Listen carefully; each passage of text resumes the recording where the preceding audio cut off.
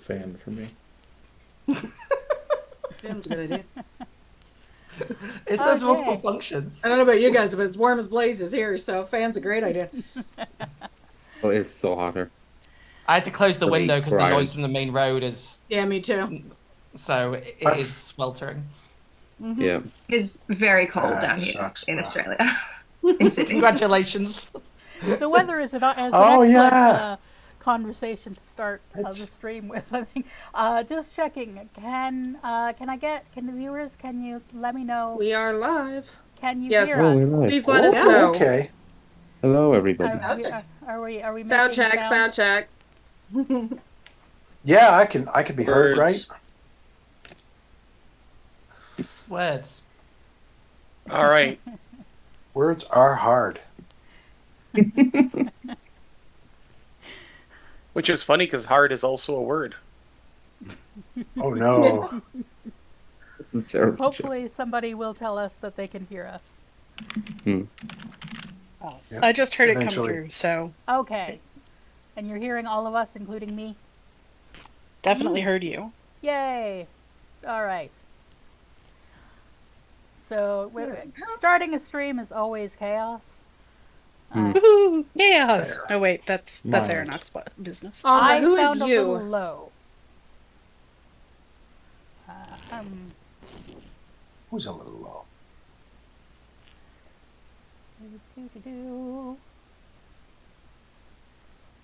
La-di-da-dee, la-di-da-dee. We need a Zoom sound engineer. Da-da-da-da, yum. This was probably never Zoom's intended purpose. Well, Zoom was wrong. How is that? Is my sound improved if I turn up the levels and speak directly into the microphone? Kat says they can hear. Sound is great. Yeah, sounds great. Yay, Just awesome. all Hurrah. project with confidence. Woo! Okay. Indeed. To the back row, or whatever the Zoom equivalent is. Yeah, what is that on Zoom? Who knows? That's a very good question. Well, Project to breakout room number 5. To the low ping people at the back. Play it to the cheap seats. okay. I think we've milked that for all that we can. All right, here we go. Hi, folks. Welcome to another Shakespearean performance by the Odd Bodies, as they call us. We're doing Midsummer Night's Dream on summer solstice for the second year in a row. Hopefully this is all going to go swimmingly, or mostly good. Nothing I read, not your expectations. We'll settle for mostly good. Oh, that's adorable. So, I think, shall we introduce our players? I'm your host, Sara Azat, the Fat Culture Critic, and today I shall be playing the role of Helena, and also Snug the Joiner. I'm going to attempt an accent. And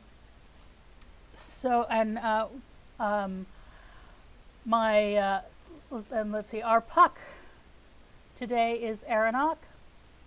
Hi. Fabulous face paint. Mischievous puck.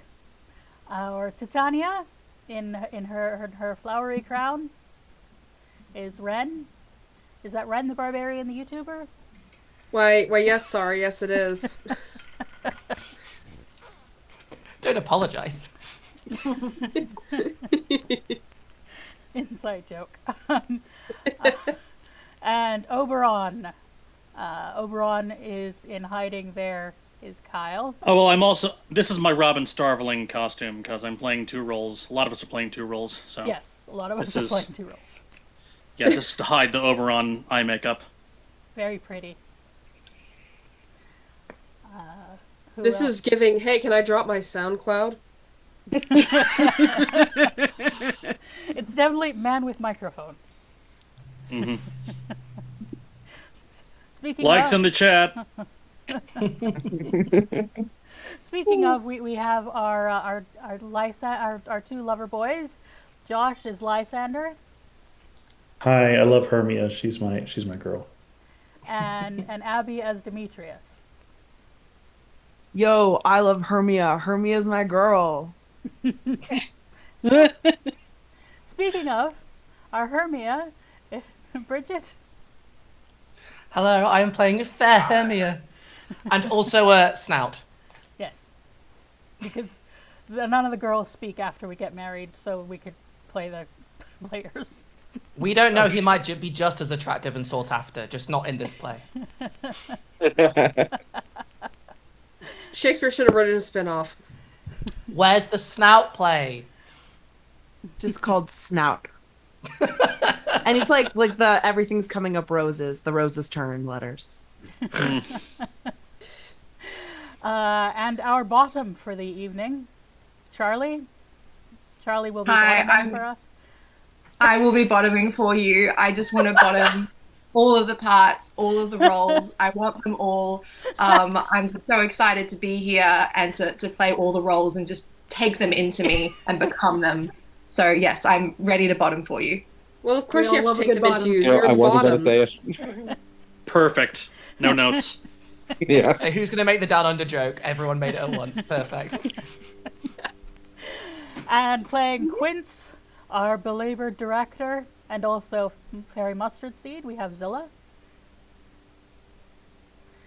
And I'm oh. Peaseblossom. That's Oh mustard. no, you're Peasebottom. Yes, Mustardseed is also Hypollita today, which is our queen Samantha. Hello. Mic check 1, 2. I'm Hippolyta, Queen of the Amazons, mother of Wonder Woman, and occasional drama critic.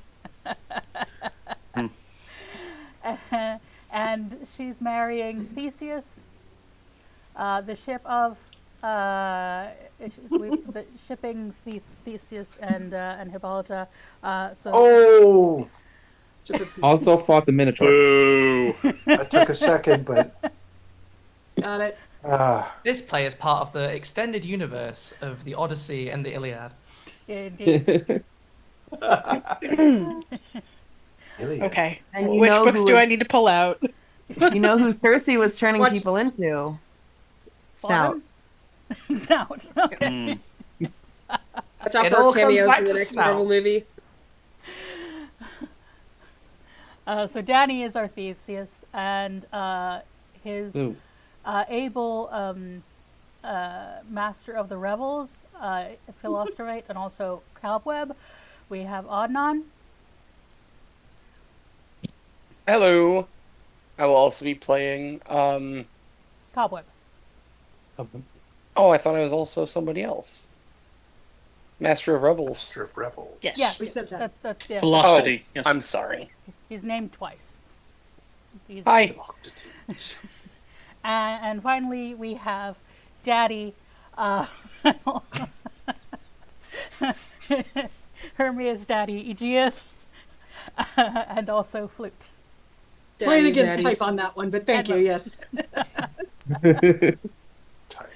This is the dad joke section of the. It is. I'm good at those. So this is our company. Oh, hey Jack. Nice of you to show. So I think that's everybody in our chaotic curtain call. So we are going to. We have a link in the chat, pinned in the chat, to donate to Palestinian Children's Relief Fund. The goal today is 500. It would be great if we could meet that. It would be even better if we can smash it. So yeah, if you want to take a moment to donate while we we switch to we bring the curtain down for a second to get things set up before we launch the play.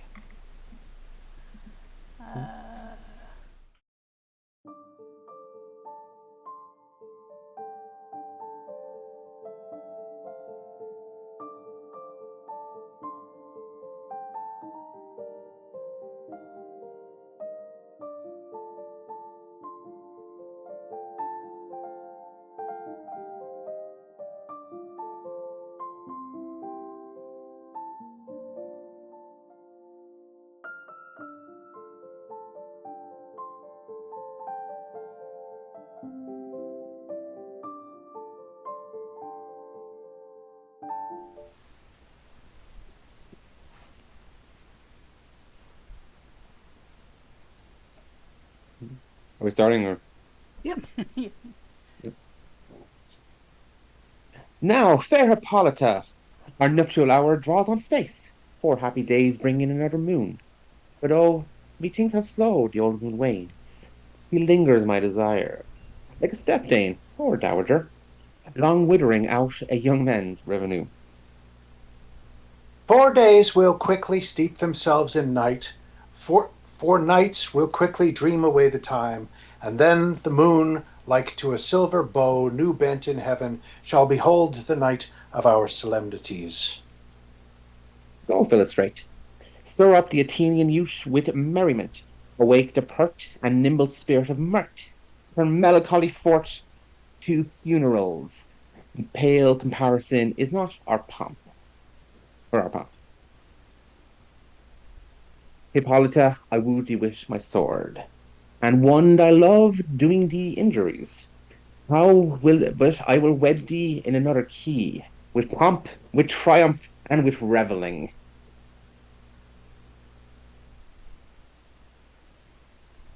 Happy be Theseus, our renowned duke. Thanks, good Egeus.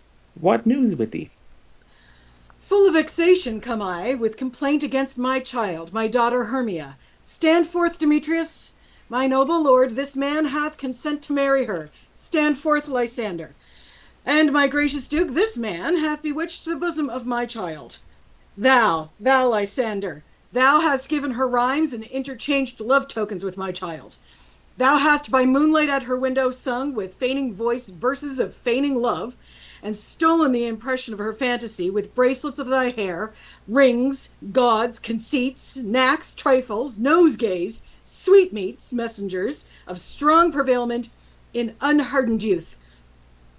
With cunning hast thou filched my daughter's heart, turned her obedience, which is due to me, to stubborn harshness, and, my gracious duke, be it so that she were not here for your grace, consent to marry with Demetrius. I beg the ancient privilege of Athens. As she is mine, I may dispose of her, which shall be either to this gentleman or to her death, according to our law, immediately provided in that case. What say you, Hermia? Be advised, fair maid, to your father you should be as a god, one that composed your beauties, yea, and one to whom you are but as a form in wax, by him imprinted, and within his power, to leave the figure or disfigure it. Demetrius is a worthy gentleman. So is Lysander. In himself he is, but in this kind, wanting your father's voice, the other must be held worthier. I would my father look but with my eyes. Rather your eyes must with his judgment look. I do entreat your grace to pardon me. I know not by what power I am made bold, nor how it may concern my modesty. In such a presence here to plead my thoughts, but I beseech your grace that I may know the worst that may befall me in this case, if I refuse to wed Demetrius. Either to die the death, or to abjure forever the society of men.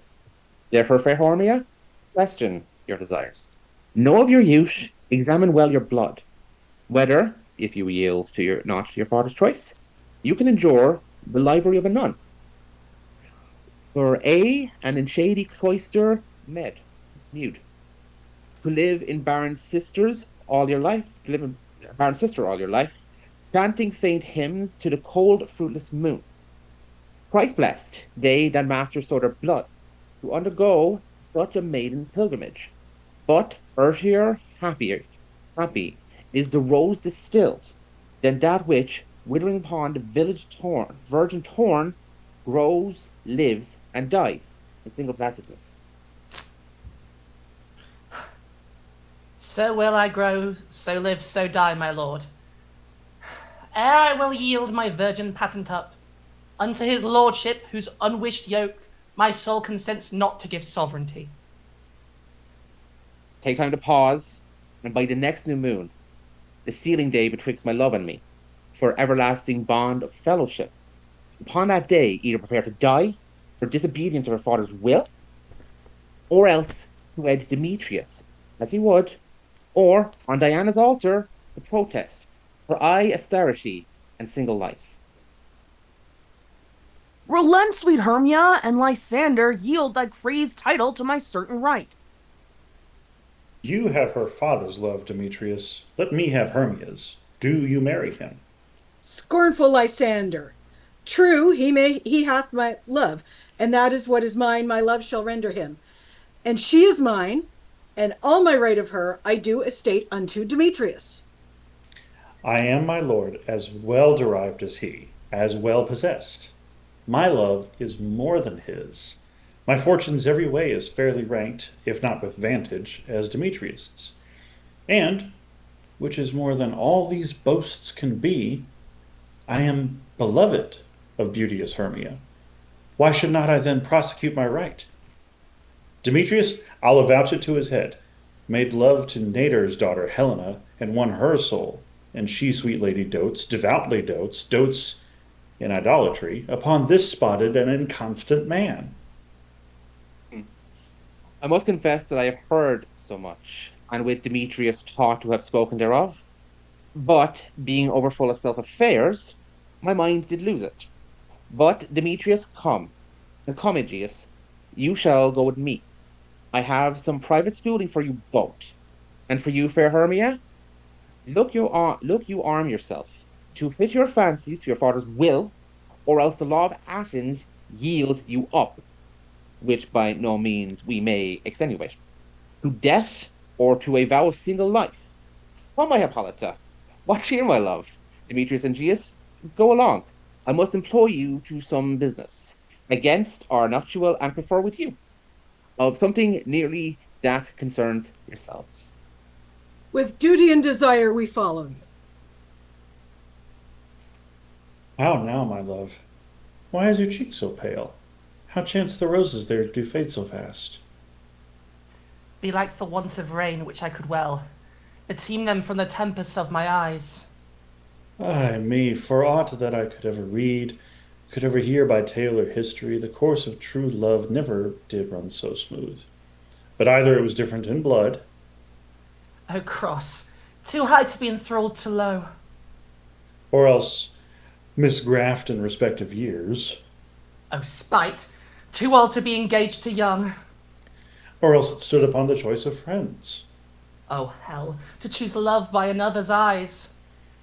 Or, if there were a sympathy in choice, war, death, or sickness did lay siege to it, making it momentary as a sound, swift as a shadow, short as any dream, brief as the lightning in the collided night, that in a spleen unfolds both heaven and earth, and ere a man hath power to say, behold, the jaws of darkness do devour it up. So quick bright things come to confusion. If then true lovers have ever been crossed, it stands as an edict in destiny. Then let us teach our trial patience, because it is a customary cross, as due to lovers' thoughts and dreams and sighs, wishes and tears, poor fancy's followers. A good persuasion. Therefore, hear me, Hermia. I have a widow aunt, a dowager of great revenue, and she hath no child. From Athens is her house remote 7 leagues, and she respects me as her only son. There, gentle Hermia, may I marry thee, and to that place the sharp Athenian law cannot pursue us. If thou lovest me, then steal forth thy father's house tomorrow night, and in the wood, a league without the town, where I did meet thee once with Helena to do observance to a morn of May, there I will stay for thee. My good Lysander, I swear to thee by Cupid's strongest bow, by his best arrow with the golden head, by the simplicity of Venus's doves, by that which knitteth souls and prospers lovers, and by that fire which burned the Carthage queen, when the false Trojan under sail was seen, by all the vows that ever men have broke, in number more than ever women spoke, in that same place thou hast appointed me, tomorrow truly will I meet with thee. Keep promise, love. Look, here comes Helena. Godspeed, fair Helena. Whither away? call you me fair? That fair again none say. Demetrius loves your fair. Oh, happy fair. Your eyes are the lodestars of your tongue's sweet hair, more tunable than lark to shepherd's ear. When wheat is green, when hawthorn buds appear, sickness is catching. Oh, were favor so yours would I catch, fair Hermia. Ere I go, my ears catch your voice, my eye, your eye, my tongue should catch your tongue's sweet melody. Were the world mine, Demetrius being baited, the rest I'd give to you translated. Oh, teach me how to look, and with what art you sway the motion of Demetrius's heart. I frown upon him, yet he loves me still. Oh, that your frowns would teach my smiles such skills. I give him curses, yet he gives me love. Oh, that my prayers could such affection move. The more I hate, the more he follows me. The more I love, the more he hateth me. His folly, Helena, it's no fault of mine. None but your beauty. Would that fault were mine. Take comfort. He no more shall see my face. Lysander and myself will fly this place. Before the time I did Lysander see, seemed Athens as a paradise to me. Oh, then what graces in my love do dwell, that he hath turned a heaven unto a hell. Helen, to you our minds we will unfold. Tomorrow night, when Phoebe doth behold her silver visage in the watery glass, decking with liquid pearl the bladed grass, a time that lovers' flights doth still conceal, through Athens' gates have we devised to steal. And in the wood where often you and I, upon faint primrose beds, were wont to lie, emptying our bosoms of their counsel sweet, there my Lysander and myself shall meet. And thence from Athens turn away my eyes, to seek new friends in stranger companies. Farewell, sweet playfellow, pray thou for us, and good luck grant thee thy Demetrius.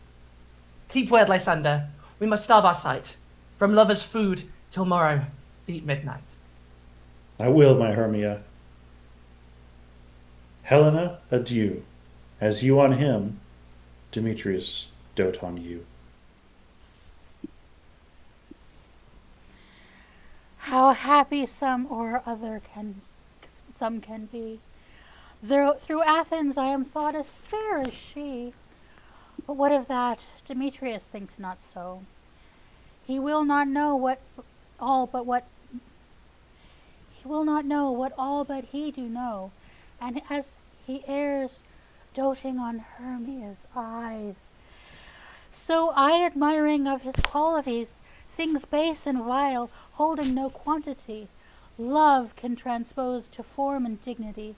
Love looks not with the eyes, but with the mind, and therefore is winged Cupid blind. Nor hath love's mind of any judgment taste, wings and no eyes, figure unheedy haste, and therefore is love said to be a child, because in choice he is so oft beguiled. As waggish boys in games themselves forswear, so the boy love is perjured everywhere. For ere Demetrius looked on Hermia's eyne, he hailed down oaths that he was only mine. And when this hail some heat from Hermia felt, so he dissolved, and shows or oaths did melt. I will go and tell him of fair Hermia's flight. Then to the woods will he tomorrow night pursue her, and for this intelligence, if I have thanks, it is a dear expense. But herein mean I enrich my pain, to have his sight thither and back again.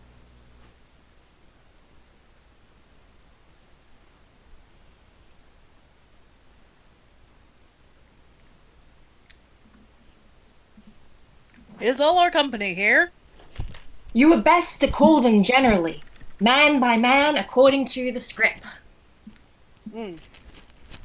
Here's the scroll of every man's name, which is thought fit through all Athens to play in our interlude before the Duke and Duchess on his wedding day night. First, good Peter Quince, say what the play treats on, then read the names of the actors, and so grow to a point. Mary, our play is the most lamentable comedy and most cruel death of Pyramus and Thisbe. A very good piece of work, I assure you, and a merry. Now, good Peter Quince, call forth your actors by the scroll. Masters, spread yourselves. As I answer as I call you, Nick Bottom the Weaver. Ready. Name what part I am for, and proceed. You, Nick Bottom, are set down for Pyramus. What is Pyramus? A lover or a tyrant? A lover that kills himself, most gallant for love. That will ask some tears in the true performing of it. If I do it, let the audience look to their eyes. I will move storms. I will condole in some measure. To the rest, yet my chief humour is for a tyrant. I could play Ercles rarely, or a part to tear a cat in, to make all split. The raging rocks and shivering shocks shall break the locks of prison gates, and Phoebus' car shall shine from far and make and mar the foolish fates. This was lofty. Now, name the rest of the players. This is Ercles' bane, a tyrant's bane. A lover is more condoling. Francis Flute, the bellows mender. Here, Peter Quince. Flute, you must take Thisbe on you. What is Thisbe, a wandering knight? It is the lady love Pyramus must love. Nay, faith, let me not play a woman. I have a beard coming. That's all one. You shall play it in a mask, and you may speak as small as you will.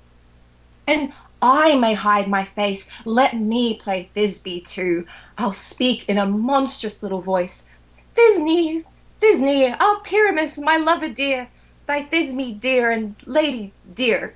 No, you must play Pyramus, and Flute, you Thisbe. Well, proceed. Robin Starveling, the tailor. Here, Peter Quince. Robin Starveling, you must play Thisbe's mother. Tom Snout, the tinker. Here, Peter Quince. You, Pyramus's father. Myself, Thisbe's father. Snug the joiner. You, the lion's part. And I hope here is a play fitted. Have you the lion's part written? Pray you, if it be, give it me, for I am slow of study. You may do it extempore, for it is nothing but roaring. Oh, let me play the lion too. I will roar that I will do any man's heart good to hear me. I will roar that I will make the Duke say, let him roar again, let him roar again.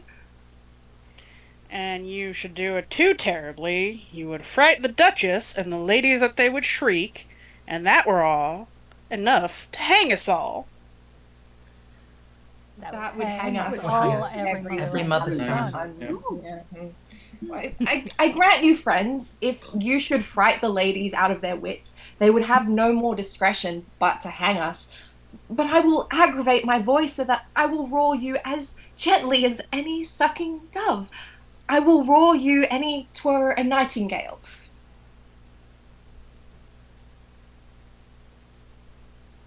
You can play no part but Pyramus, for Pyramus is a sweet-faced man, a proper man, as one shall see in a summer's day, a most lovely gentleman-like man, therefore you must needs play Pyramus. Well, I will undertake it.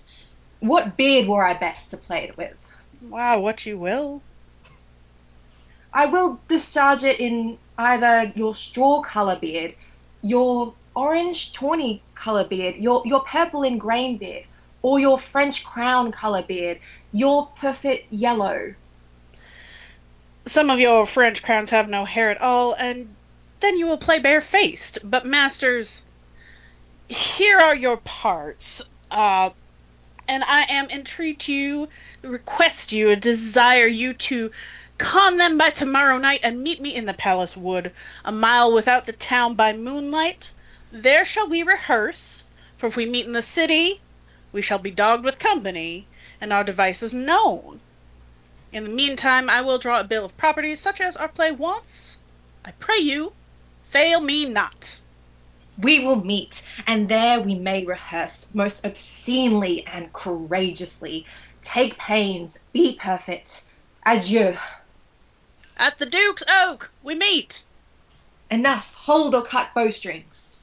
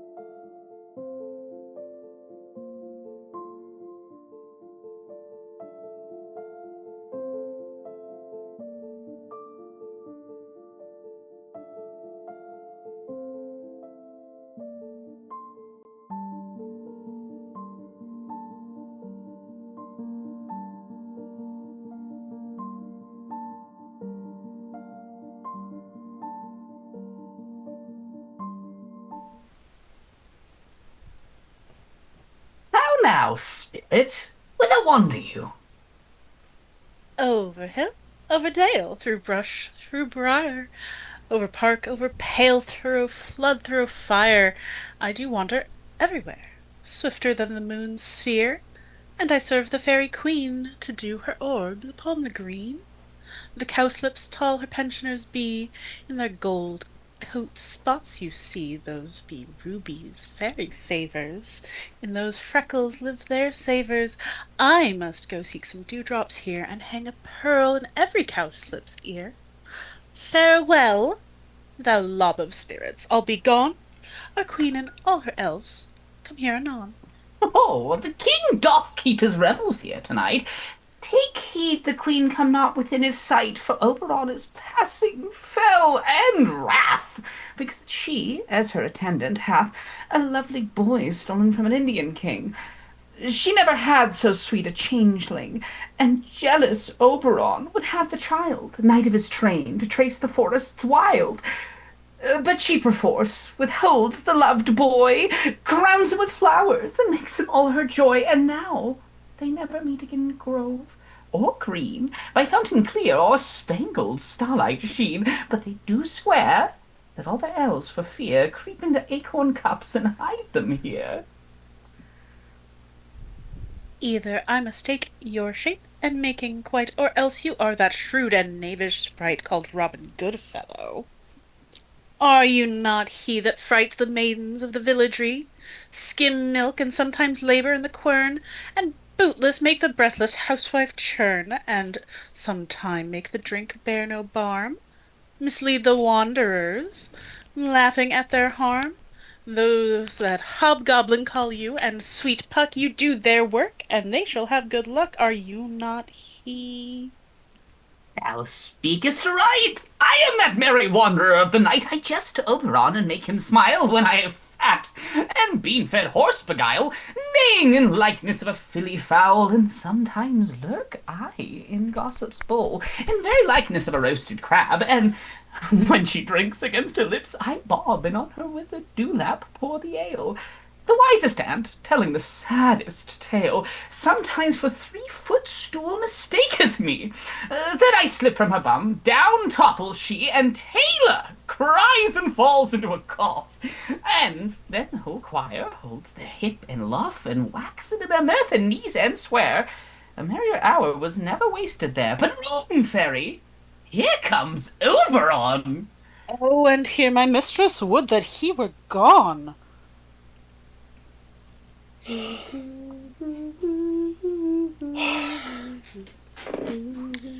Ill met by moonlight, proud Titania. What jealous Oberon! Fairy, skip hence. I have forsworn his bed and company. Tarry, rash wanton. Am I not thy lord? Then I must be thy lady. But I know when thou hast stolen away from fairyland, and in the shape of corn sat all day, playing on pipes of corn, and versing love to amorous Philoda. Why art thou here, come from the fairest steep of India? But that forsooth the bouncing Amazon, your buckskin mistress, and your warrior love, to Theseus must be wedded, and you come to give their bed joy and prosperity? How canst thou thus for shame, Titania, glance at my credit with Hypollita, knowing I know thy love to Theseus? Didst not thou lead him through the glimmering night from Perigonia, whom he ravished, and make him with fair Egeus break his faith with Ariadne and Antiope? These are the forgeries of jealousy. And never since the middle summer spring met we on hill and dale, forest or mead, by paved fountain or by rushy brook, or in the beached margent of the sea, to dance our ringlets to the current wind. But with thy brawls thou hast disturbed our sport. Therefore the winds piping to us in the vein, as in revenge have sucked up from the sea contagious fogs, which falling in the land hath every pelting river made so proud that they have overborne their continents. The ox hath therefore stretched his yoke in vain, the ploughman lost his sweat, and the green corn hath rotted ere his youth attained a beard. The fold stands empty in the drowned field, and crows are fatted with the murrain flock. The 9 min moors is filled up with mud, and the quaint mazes in the wanton green, for lack of tread, are undistinguishable. The humans want their winter here. No night is now with him or carol blessed. Therefore the moon, the governess of the floods, pale in her anger, washes the air, that rheumatic diseases do abound, and thorough this distemper we see the seasons alter. Hoary-headed frosts fall in the fresh lap of the crimson rose, and on old Hyam's thin and icy crown an odorous chaplet of sweet summer buds is, as in mockery, set. The spring, the summer, the chilling autumn, angry winter, change their wanton liveries, and the mazed world, by their increase, now knows not which is which. And from this same progeny of evils come from our debate, from our dissension. We are their parents and original. Do you amend it, then? It lies in you. Why should Titania cross her Oberon? I do but beg a little changeling boy to be my henchman. Set your heart at rest. The fairyland buys not the child of me. His mother was a votress of my order, and in the spiced Indian air by night, full often hath she gossiped by my side, and sat with me on Neptune's yellow sands, marking the embarked traders on the flood, when we laugh to see the sails conceive and grow big-bellied with the wanton wind, which she, with pretty and with simmering gait, following her room then rich with my young squire, would imitate and sail upon the land to fetch me trifles and return again, as from a voyage rich with merchandise. But she, being mortal, of that boy did die, and for her sake I do rear up the boy, and for her sake I will not part with him. How long within this wood do you intend to stay? Perchance till after Theseus's wedding day. If you will patiently dance in our round and see our moonlight revels, go with us. If not, shun me, and I will spare your haunts. Give me that boy, and I will go with thee. Not for thy fairy kingdom. Fairies, away. We shall chide downright if I stay longer. Well, go thy way. Thou shalt not from this grove till I torment thee for this injury. My gentle Puck, come hither. Thou rememberest, since once I sat upon a promontory and heard a mermaid on a dolphin's back, uttering such dulcet and harmonious tones, an harmonious breath, that the rude sea grew civil at her song. And certain stars shot madly from their spheres to hear the sea maid's music. I remember. That very time I saw, but thou couldst not, flying between the cold moon and the earth, Cupid, all armed. A certain aim he took at a fair vestal thrown by the west, and loosed his love shaft smartly from his bow, as it should pierce 100,000 hearts. But I might see young Cupid's fiery shaft quenched in the chaste beams of the watery moon, and the imperial votress passed on in maiden meditation fancy-free. Yet marked I where the bolt of Cupid fell. It fell upon a little western flower, before milk-white, now purple, with love wound, and maidens called it love and idleness. Fetch me that flower, the herb I showed thee once. The juice of it on sleeping eyelids laid will make man or woman madly dote upon the next live creature that it sees. Fetch me the herb, and be thou here again, ere the Leviathan can swim a league. I'll put a girdle round about the earth in 40 minutes. Having once this juice, I'll watch Titania when she is asleep, and drop the liquor of it in her eyes. The next thing, then, she, waking, looks upon, be it on lion, bear, or wolf, or bull, or meddling monkey, or on busy ape, she shall pursue it with the soul of love. And ere I take this charm from off her sight, as I can take from another herb, I'll make her render up her page to me. But who comes here? I am invisible, and will overhear their conference. I love thee not, therefore pursue me not. Where is Lysander and fair Hermia? The one I'll stay, the other stayeth me. Thou toldst me they were stole unto this wood, and here am I, and wood within this wood, because I cannot meet my Hermia. Hence get thee gone, and follow me no more. You draw me, you hard-hearted adamant, but yet you draw not iron, for my heart is true as steel. Leave you your power to draw, and I shall have no power to follow you. Do I entice you? Do I speak you fair? Or rather, do I not in plainest truth tell you I do not, nor I cannot love you? And even for that do I love thee more?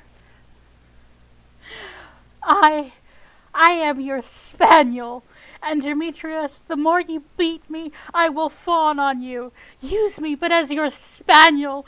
Spurn me, strike me, neglect me, lose me, only give me leave, unworthy as I am, to follow you. What worser place can I beg your love, and yet place a high respect with me, than to be used as you use your dog? Tempt not too much the hatred of my spirit, or am sick when I do look on thee. And I am sick when I look not on you. You do impeach your modesty too much to leave the city and commit yourself into the hands of one that loves you not, to trust the opportunity of night and the ill counsel of a desert place with the rich worth of your virginity. Your virtue is my privilege, for that is not night when I do see your face. Therefore I am not in the night, nor does this woods lack world of company, for you, in my respect, are all the world. And then how can I be said that I am alone, when all the world is here to look on me? I'll run from thee and hide me in the brakes, and leave thee to the mercy of wild beasts. The wildeth hath not such a heart as you. Run when you will, the story shall be changed. Apollo flies and Daphne holds the chase. The dove pursues the griffin, the mild hind makes speed to catch the tiger, bootless speed when cowardice pursues and valor flies. I will not stay thy questions, let me go, or if thou follow me, do not believe, but I shall do thee mischief in the wood. Aye, in the temple, in the town, in the field, you do me mischief. Fie, Demetrius, your wrongs you set a scandal on my sex. We cannot fight for love as men do. We should be wooed, and we're not meant to woo. I'll follow thee, and make a heaven of hell, to die upon the hand I love so well. Fare thee well, nymph. Ere he do leave this grove, thou shalt fly him, and he shall seek thy love. Hast thou the flower there? Welcome, wanderer. Hey, here it is. I pray thee, give it me. I know a bank where the wild thyme blows, where oxlips and the nodding violet grows, quite over canopied with luscious woodbine, with sweet musk roses, and with eglantine. There sleeps Titania sometime of the night, lulled in these flowers, and dances with delight. And there the snake throws her enamelled skin, weed wide enough to wrap a fairy in. And with the juice of this I'll streak her eyes, and make her full of hateful fantasies. Take thou some of it, and seek through this grove. A sweet Athenian lady is in love with a disdainful youth. Anoint his eyes, but do it when the next thing he espies may be the lady. Thou shalt know the man by the Athenian garments he hath on. Effect it with some care, that he may prove more fond on her than she upon her love. And look thou meet me ere the first cock crow. Fear not, my lord. Your servant shall do so.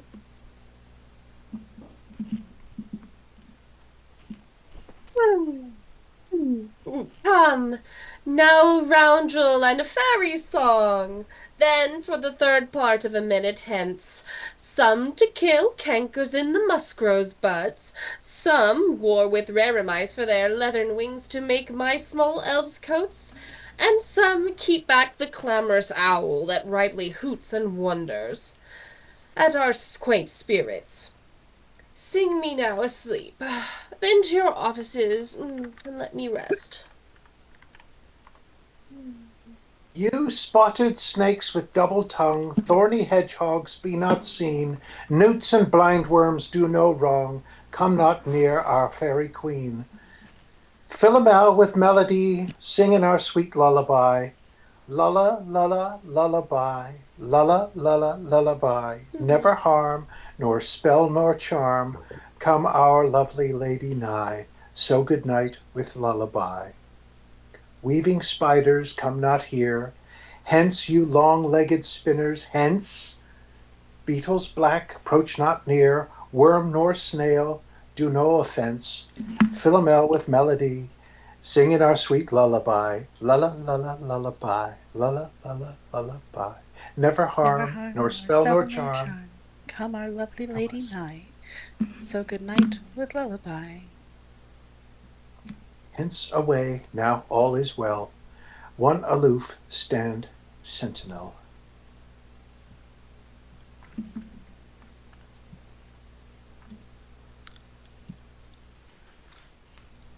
What thou seest when thou dost wake, do it for thy true love take. Love and languish for his sake, be it ounce or cat or bear, bard or boar with bristled hair. In thy eye it shall appear, when thou wakest it is thy dear. Wake, and some vile thing is near.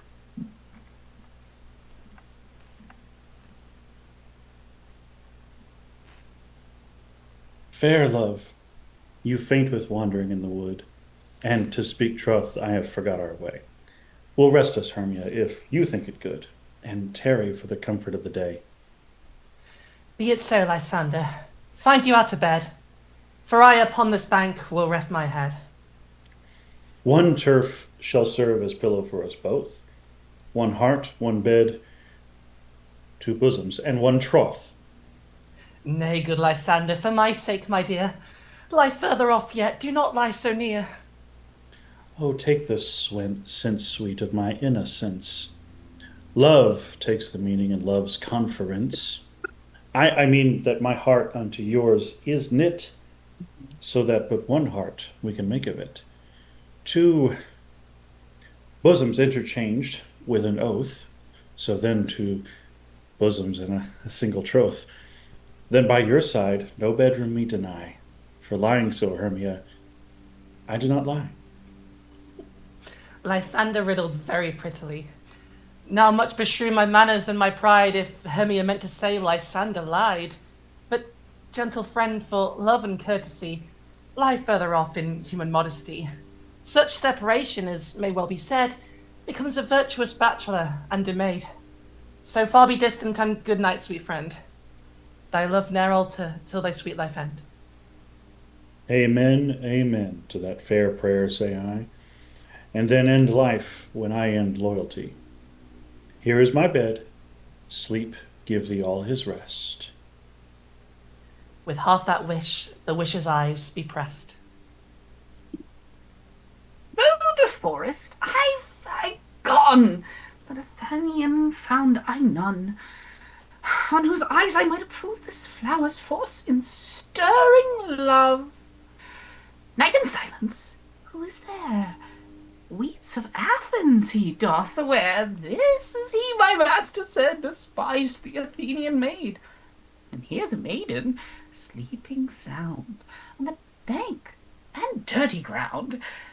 Pretty soul, she does not lie. Near this lack love, this kill courtesy, churl upon thy eyes I throw. All the power this charm doth owe. When thou wakest, let love forbid sleep his seat on thy eyelid. So aware when I am gone, for I must now to Oberon.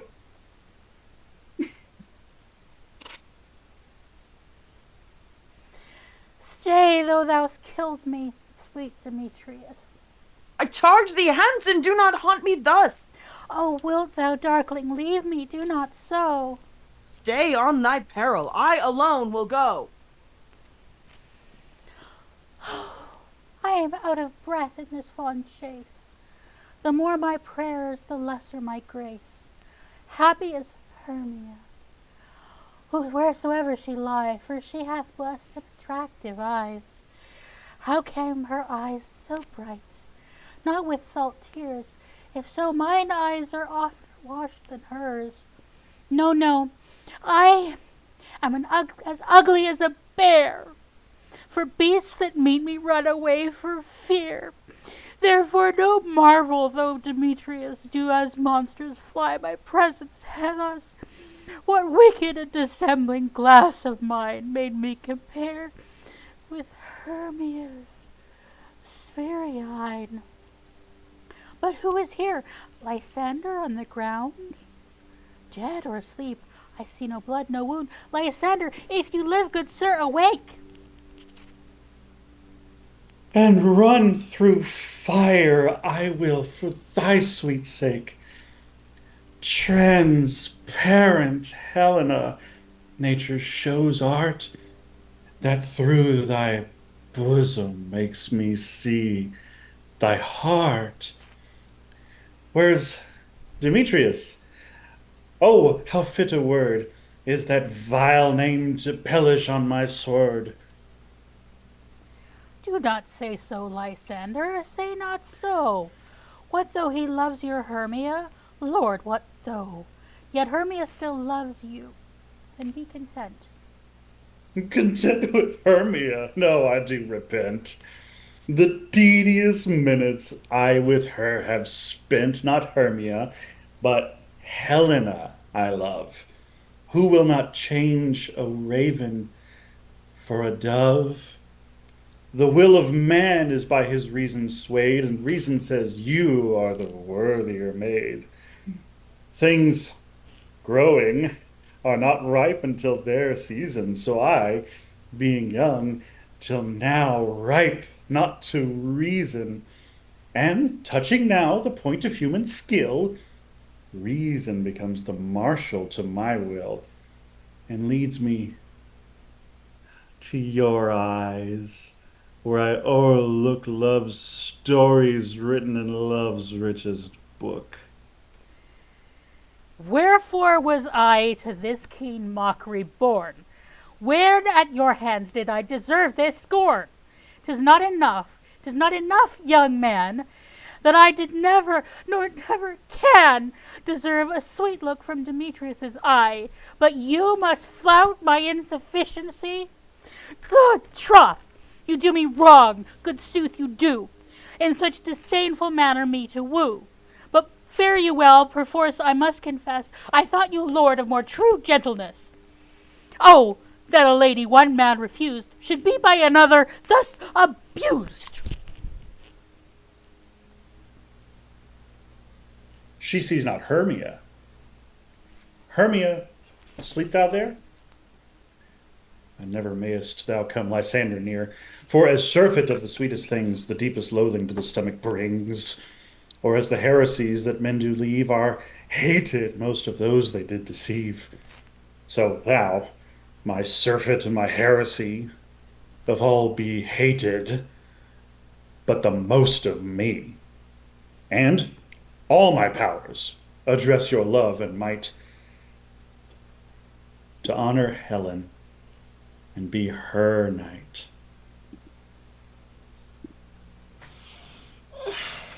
Help me, Lysander. Help me, do thy best, to pluck this crawling serpent from my breast.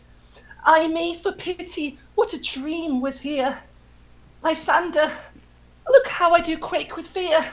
Methought a serpent ate my heart away. And you sat smiling at his cruel prey. Lysander, what removed? Lysander, lord, what out of hearing? Gone? No sound, no word? Alack, where are you? Speak, and if you hear, speak of all loves.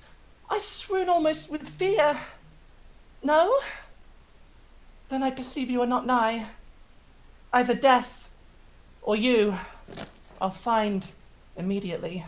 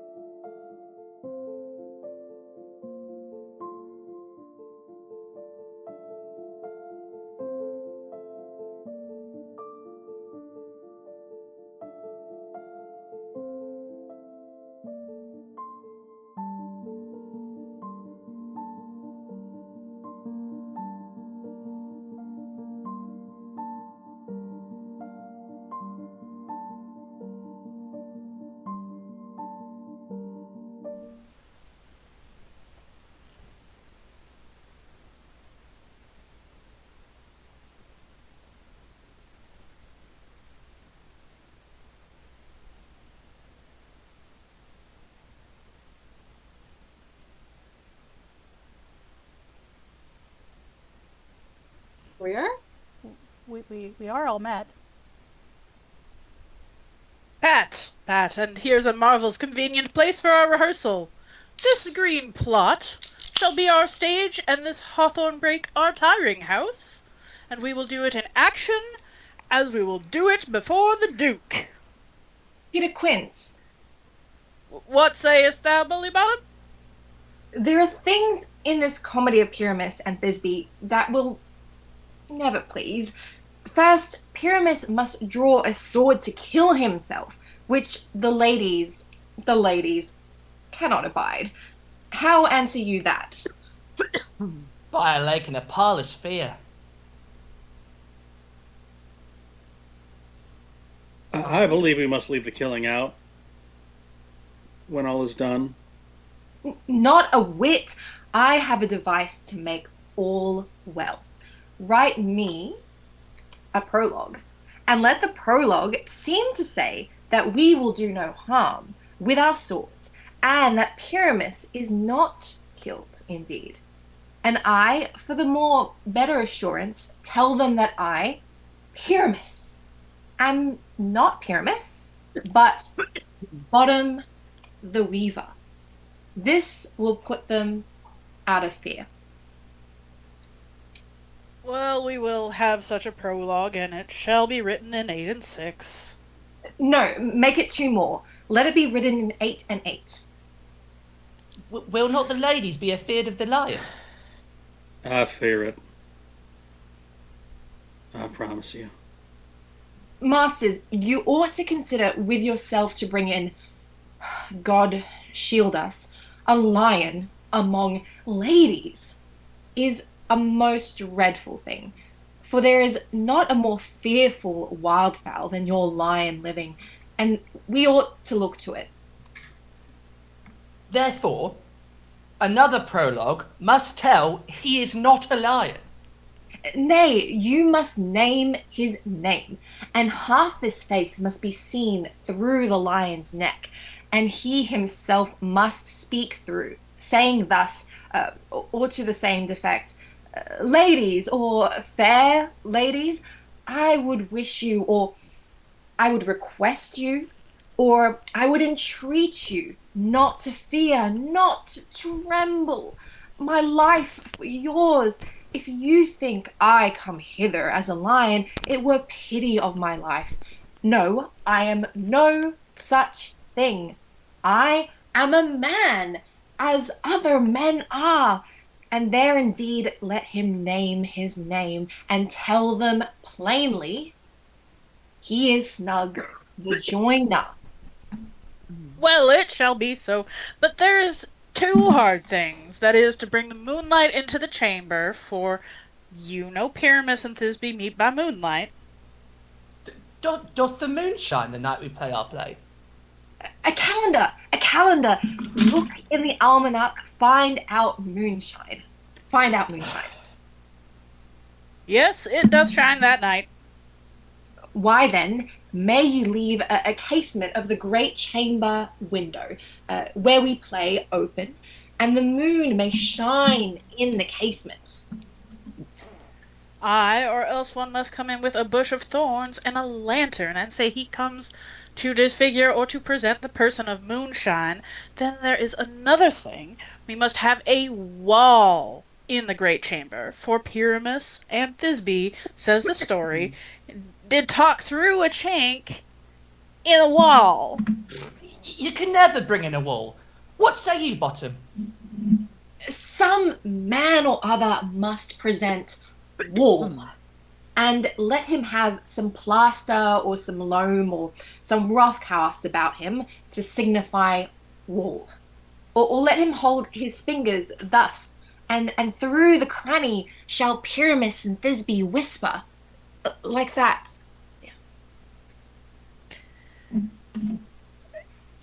If that may be, then all is well. Come, sit down, every mother's son, and rehearse your parts. Pyramus, you begin. When you have spoken your speech, enter into that break, and so everyone according to his cue.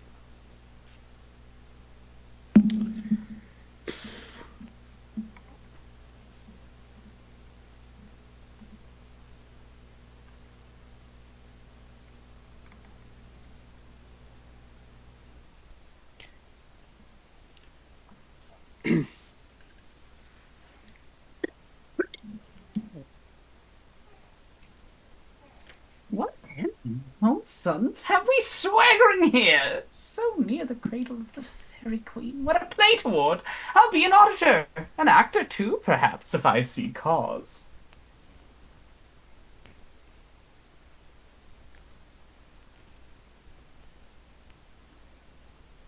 Speak, Pyramus. Thisbe, stand forth. Thisbe, the flowers of odious savours sweet. Odors! Odors! Odors, savours sweet, so hath thy breath, my dearest Thisbe, dear. But hark, a voice. Stay thou but here a while, and by I will to thee appear. A stranger, Pyramus, than e'er played here. Must I speak now? Aye, marry you must, for you must understand he goes but to see a noise that he heard, and is to come again. Most radiant Pyramus, most lily-white of hue, of colour like red rose on a triumphant briar, most brisky juvenile, and most lovely Jew, as true a truest horse that yet would never tire, I'll meet thee, Pyramus, at Ninny's tomb. Ninnis's tomb, man. Ninnis. Why must you must not speak that yet. When you answer to Pyramus, you speak all your part at once, cues and all. Pyramus, enter, your cue is past, it is never tire. As truest horse that yet would never tire.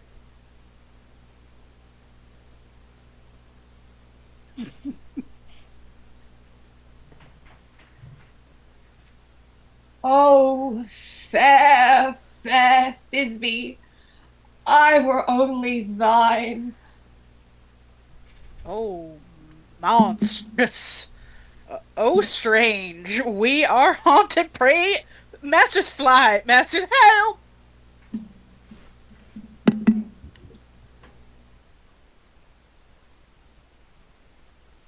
I'll follow you. I'll lead you about a round through bog, through bush, through brake, through briar. Sometimes a horse I'll be, sometimes a hound, a hog, a headless bear, sometimes a fire, and neigh and bark and grunt and roar and burn like horse, hound, hog, bear, fire at every turn. Why do they run away? This is a knavery of them to make me afeard.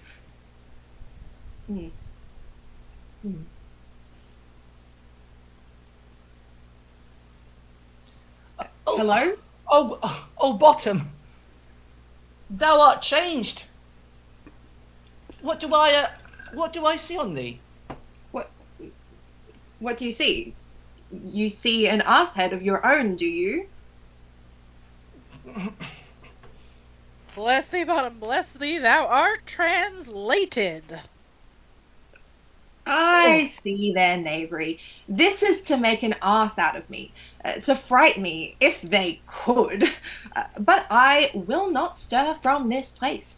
Do what they can. I will walk up and down here, and I will sing that they shall hear. I'm not afraid. The owl's cock so black of hue with orange tawny bill, the throstle with his note so true, the red with little quill. Oh, what angel wakes me from my flowery bed? The finch, the sparrow and the lark, the plain's own cuckoo grey, whose note full many a man doth mark, and dares not answer nay. For indeed, who would set his wit so foolish a bird? Who would give a bird the lie, though he cry cuckoo never so? I pray thee, gentle mortal, sing again. Mine ear is much enamoured of thy note, and so mine eye enthralled to thy shape, and thy fair virtues perforce doth move me on the first view to swear I love thee. Methinks, mistress, you should have little reason for that, and yet, to say the truth, reason and love keep little company together nowadays. The more the pity that some honest neighbours will not make them friends. Nay, I can gleek upon occasion. Thou art as wise as thou art beautiful. Oh, not so, neither. But if I had wit enough to get out of this wood, I have enough to serve mine own turn. Out of this wood do not desire to go. Thou shalt remain here, whether thou wilt or no. I am a spirit of no common rate. The summer still doth tend upon my state, and I do love thee. Therefore go with me. I'll give thee fairies to attend on thee, and they shall fetch thee jewels from the deep, and sing while thou on pressed flowers dost sleep. And I will purge thy mortal grossness so that thou shalt like an airy spirit go. Peaseblossom, Cobweb, Mote, and Mustardseed. Ready. And I. And I. And I. Where shall we go? Where shall we go? Be kind and courteous to this gentleman. Hop in his walks and gambol in his eyes. Feed him with apricots and dewberries, with purple grapes, green figs, and mulberries. The honey bags steal from the humble bees, and for night tapers crop their waxen thighs, and light them at the fiery glowworm's eyes. To have my love to bed and to arise, and pluck the wings from painted butterflies, to fan the moonbeams from his sleeping eyes. Nod to him, elves, and do him courtesies. Hail, mortal. Hail. Hail. Hail. I cry, your worship's mercy, heartily, I do beseech your worship's name. Cobweb. I shall desire you of more acquaintance, good Master Cobweb.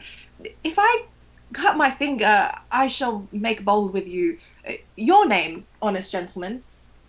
Peaseblossom. I pray you commend me to Mistress Squash, your mother, and to Master Peace God, your father. Good Master Peaseblossom, I shall desire you of more acquaintance too. Your name, I beseech you, sir. Mustardseed. Oh, good Master Mustardseed. I know your patience well, that some cowardly giant-like oxbeath hath devoured many a gentleman of your house. I promise you, your kindred hath made my eyes water ere now. I desire you of more acquaintance, good Master Mustardseed. Come, wait upon him, lead him to my bower. The moon, methinks, looks with a wary eye, and when she weeps, weeps every little flower, lamenting some enforced chastity. Tie up my lover's tongue, bring him silently.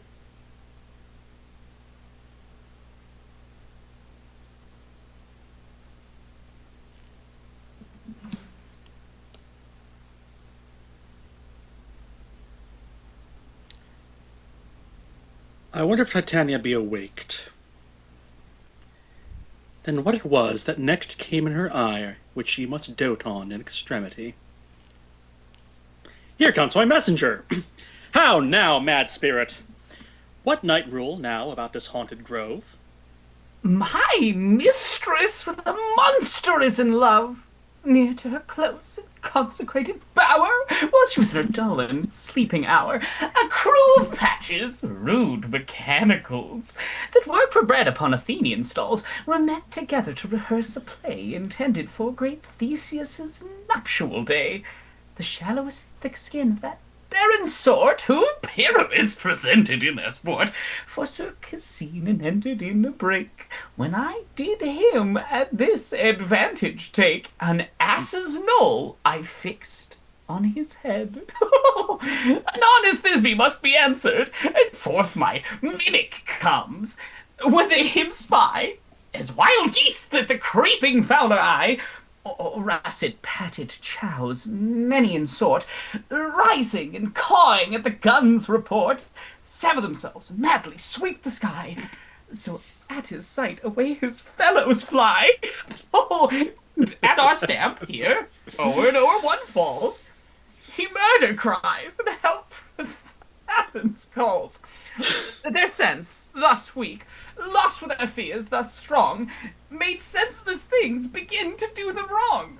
For briars and thorns at their apparel snatch, some sleeves, some hats, from yielders all things catch. I led them on in this distracted fear, and left sweet Pyramus translated there.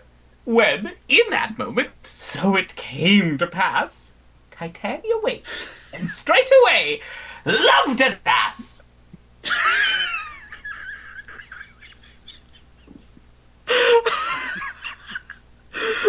This falls out than I could devise. But hast thou yet latched the Athenian's eyes with the love juice, as I bid thee do? I took him sleeping. That is finished, too, and the Athenian woman by his side, that when he waked, of force she must be eyed. Oh, stand close. This is the same Athenian. This is the woman, but not this the man. Oh, why rebuke you him that loves you so? Lay breath so bitter on your bitter foe. Now I but chide, but I should use thee worse. For thou, I fear, hast given me cause to curse. If thou hast slain Lysander in his sleep, being I was shoes and blood plunge in the deep, and kill me too. The sun was not so true unto the day as he to me. Would he have stolen away from sleeping Hermia? I'll believe as soon this whole earth may be bored, and that the moon may through the centre creep, and so displease her brother's noontide with Antipodes. It cannot be but thou hast murdered him. So should a murderer look so dead, so grim? So should the murdered look, and so should I, pierced through the heart with your stern cruelty. Yet you, the murderer, look as bright, as clear, as yonder Venus in her glimmering sphere. What's this to my Lysander? Where is he? A good Demetrius, wilt thou give him to me? I had rather give his carcass to my hounds. Out, dog! Out, cur! Thou drivest me past the bounds of maiden's patience. Hast thou slain him then? Henceforth be never numbered among men. Oh, once tell true even for my sake. Durst thou have looked upon him being awake? And hast thou killed him sleeping? Oh, brave touch! Could not a worm and adder do so much? An adder did it, for with double a tongue than mine, thou serpent never adder stung. You spend your passion on a misprized mood. I am not guilty of Lysander's blood, nor is he dead, for aught that I can tell. I pray thee, tell me then that he is well.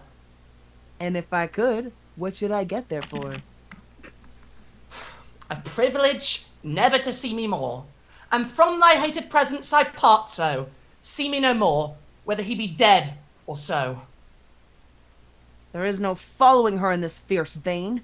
Here, therefore, for a while I will remain. So sorrow's heaviness doth heavier grow. From depth that bankrupt sleep doth sorrow owe, which now, in some slight measure, it will pay, if for his tender here I make some stay.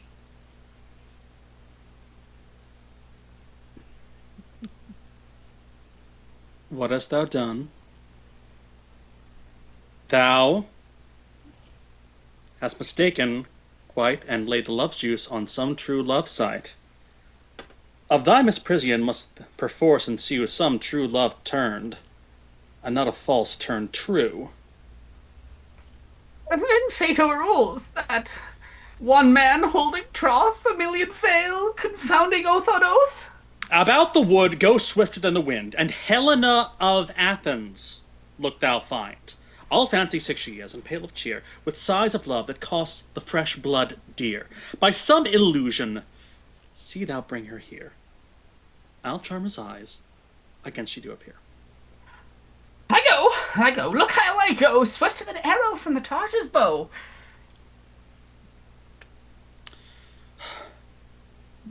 Flower, of this purple dye, hit with Cupid's archery, sink an apple of his eye, when his love he doth espy. Let her shine as gloriously as Venus of the sky. When thou wakest, if she be by, beg of her for remedy.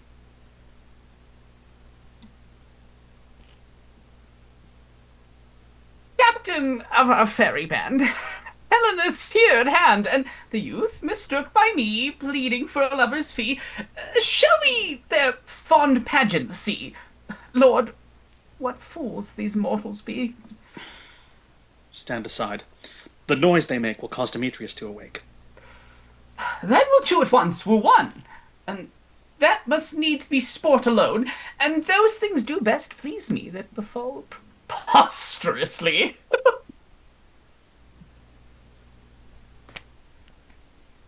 Why should you think that I should woo and scorn? Scorn and derision never come in tears. Look, when I vow, I weep, and vows so born, in their nativity all truth appears. How can these things in me seem scorn to you, bearing the badge of faith to prove them true? You do advantage your cunning more when truth kills truth. O devilish holy fray, these vows are Hermia's.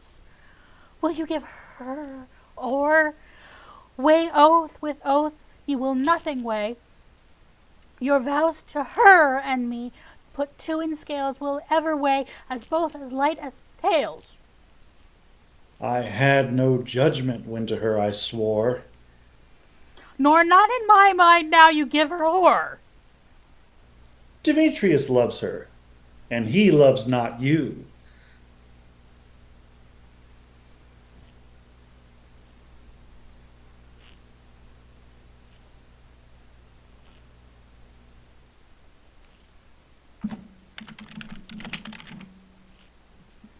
Oh, Helen, goddess, nymph, perfect, divine!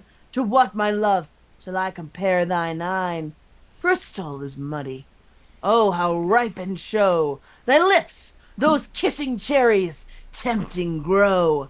that pure congealed white high Taurus' snow, fanned with the eastern wind, turns to a crow when thou hold'st up thy hand. Oh, let me kiss this princess of pure white, the seal of bliss. Oh, spite! Oh, hell! I see you are all bent to set against me for your merriment. If you were civil and knew courtesy, you would not do me thus much injury.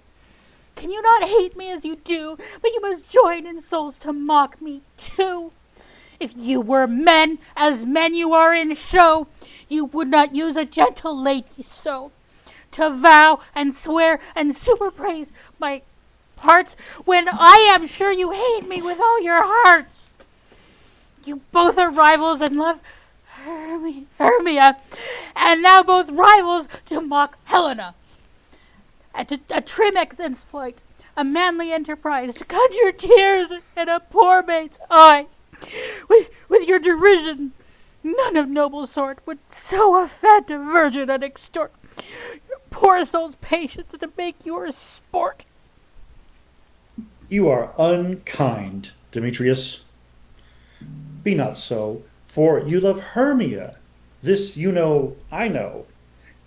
And here with all goodwill, with all my heart, in Hermia's love I yield you up my part, and yours of Helena to me bequeath, whom I do love and will do till my death.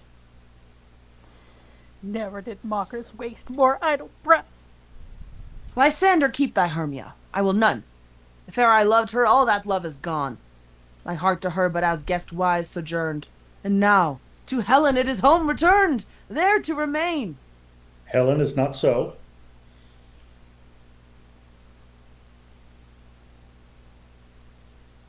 Disparage not the faith thou dost not know, lest to thy peril thou abide it dear. Look where thy love comes. Yonder is thy dear.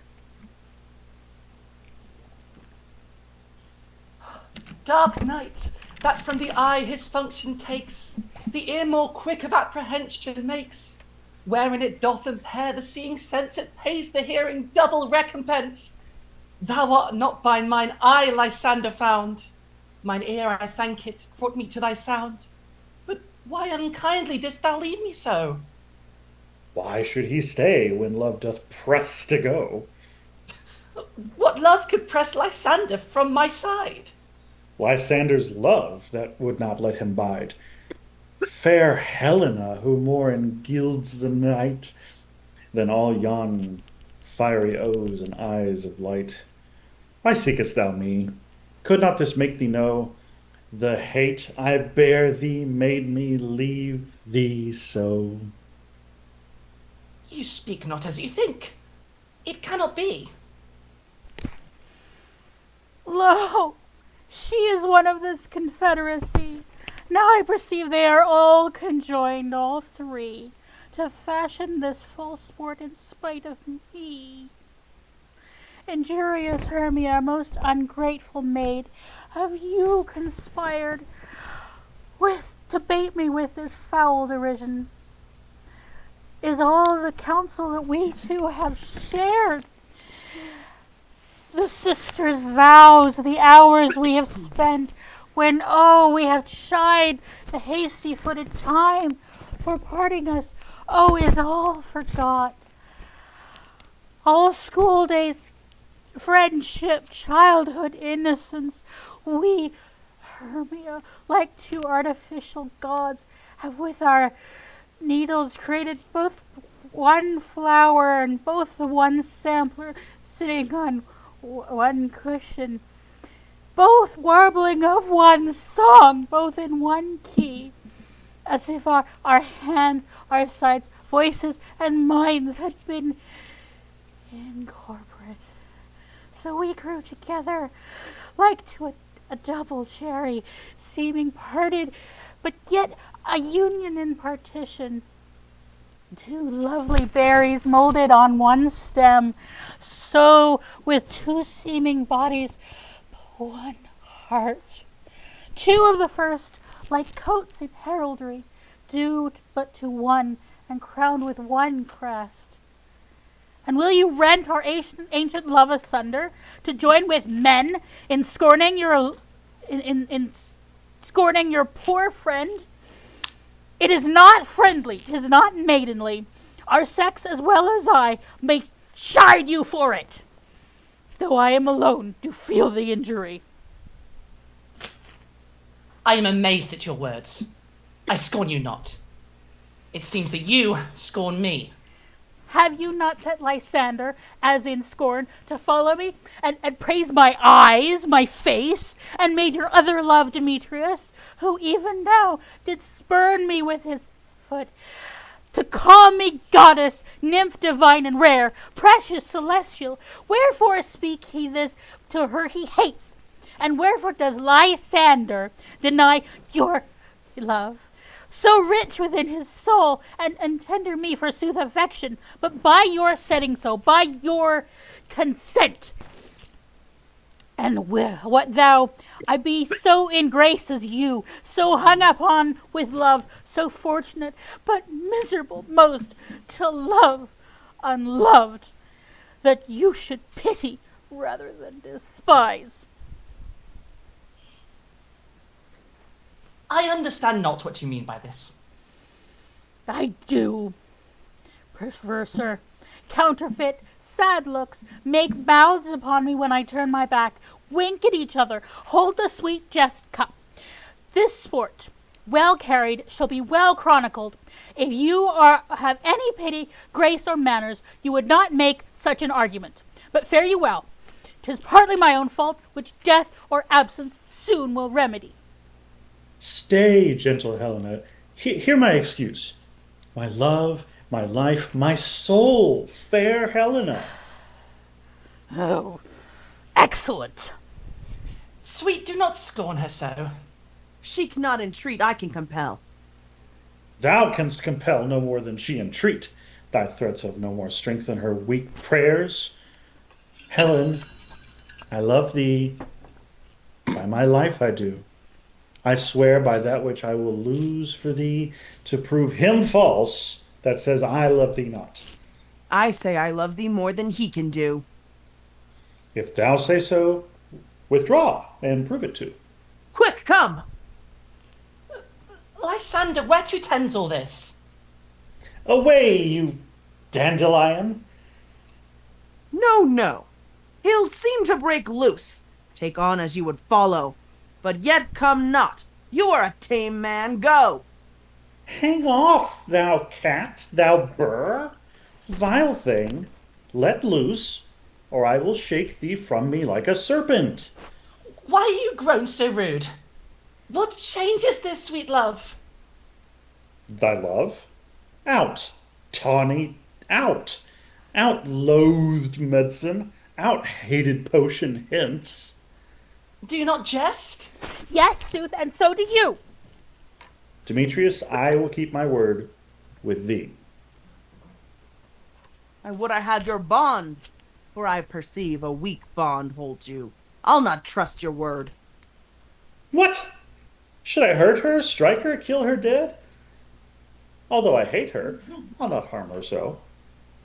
What can you do me greater harm than hate? Hate me? Wherefore? Oh me, what news, my love? Am I not Hermia? Are you not Lysander? I am as fair now as I was erewhile. Since night you loved me, yet since night you left me. Why then you left me, oh the gods forbid! In earnest, shall I say? Ay, by my life, and never did desire to see thee more. Therefore, be out of hope, of question, of doubt. Be certain nothing truer. 'Tis no jest that I do hate thee and love Helena. Oh me, you juggler, you cankerblossom, you thief of love! What, have you come by night and stolen my love's heart from him? Fine, i'faith! Have you no modesty, no maiden shame, no touch of bashfulness? What? Will you tear impatient answers from my gentle tongue? Fie! Fie, you counterfeit! You puppet, you! Puppet! Why so? Aye, that way goes the game. Now I perceive that she hath made compare between our statures. She hath urged our height, and with her personage, her tall personage, her height forsooth, she hath prevailed with him. And are you grown so high in his esteem because I am so dwarfish and so low? How low am I, thou painted maypole? Speak! How low am I? I am not yet so low, but that my nails can reach into thine eyes. But I pray you, though you mock me, gentlemen, do not let her hurt me. I was never cursed. I have no gift in all this shrewishness. I am a right maid for my cowardice.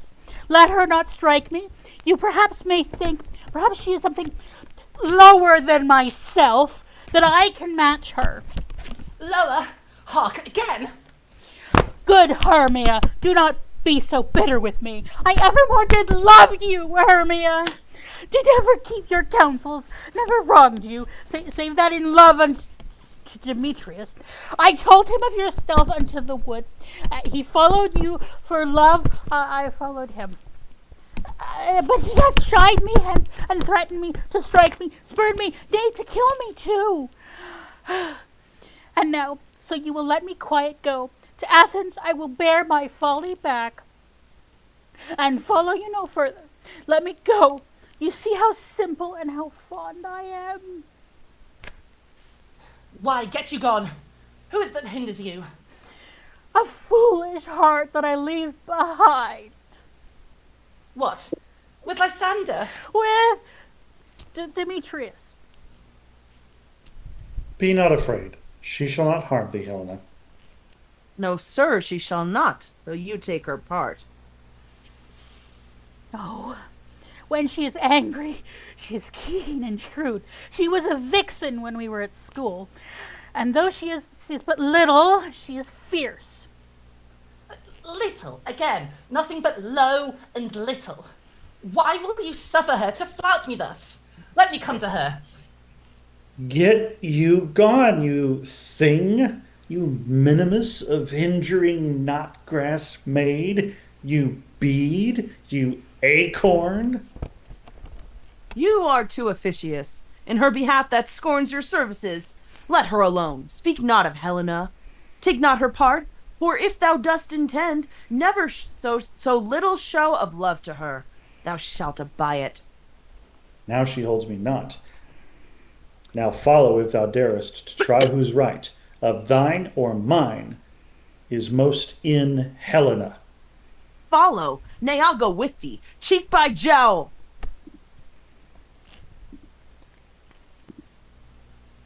You, mistress, all this coil is long of you. Nay, not go back. I will not trust you. I no longer stay in your cursed company. Your hands and mine are quicker for a fray. My legs are longer, though, to run away.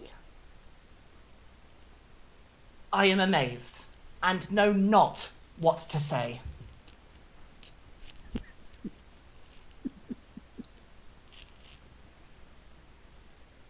This is thy negligence.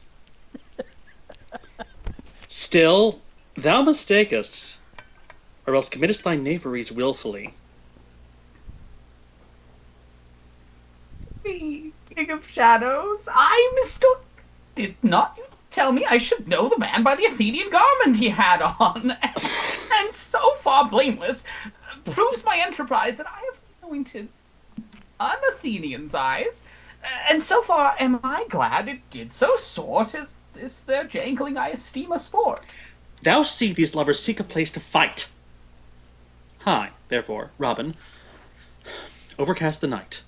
The starry welkin cover thou anon, with drooping fog as black as Acheron, and lead these testy rivals so astray, as one come not within another's way. Like to Lysander, sometime fray thy tongue, then stir Demetrius up with bitter wrong, and sometimes rail thou like Demetrius, and from each other look thou lead them thus, till o'er their brows death counterfeiting sleep with leaden legs and batty wings doth creep.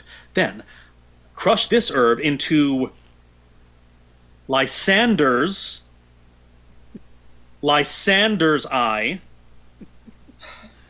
whose liquor hath this virtuous property, to take from thence all error with this might, and make his eyeballs roll with wonted sight. When they next wake, all this derision shall seem a dream, and fruitless vision.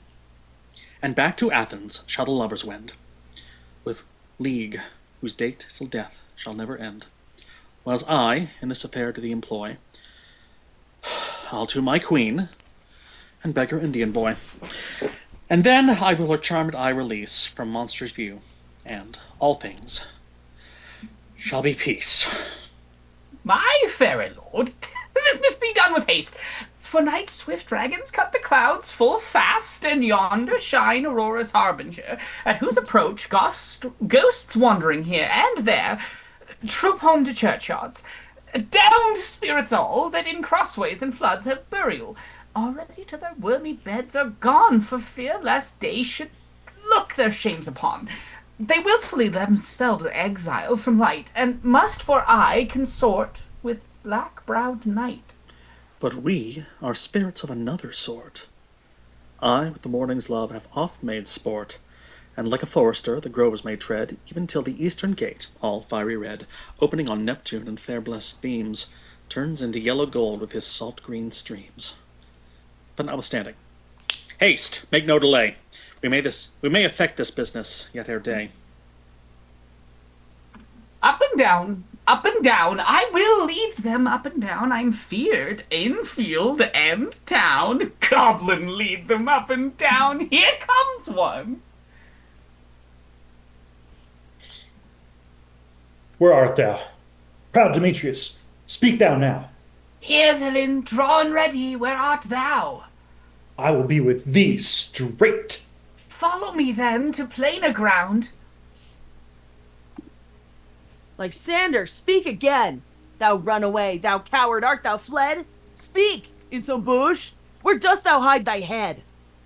Thou coward, art thou bragging to the stars, telling the bushes that thou look'st for wars and wilt not come? Come, recreant, come thou child, I'll whip thee with a rod.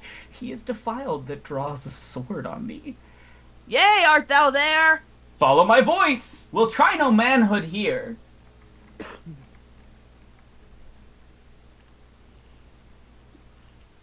He goes before me and still dares me on. When I come where he calls, then he is gone. The villain is much lighter heeled than I. I followed fast, but faster he did fly. I'd followed am I in dark uneven way, and here will rest me. Come, thou gentle day. For if but once thou show me thy grey light, I'll find Demetrius and revenge this spite.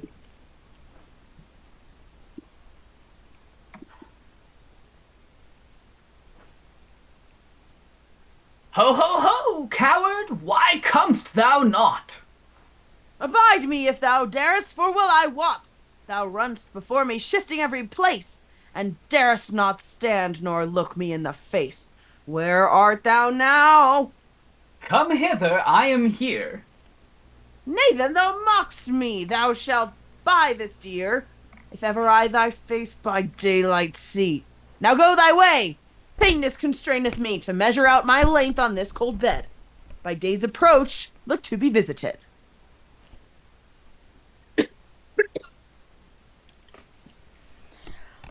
Oh, weary night, a long, tedious night. Abate thy hours, shine, comforts for the east, that I may back to Athens by daylight.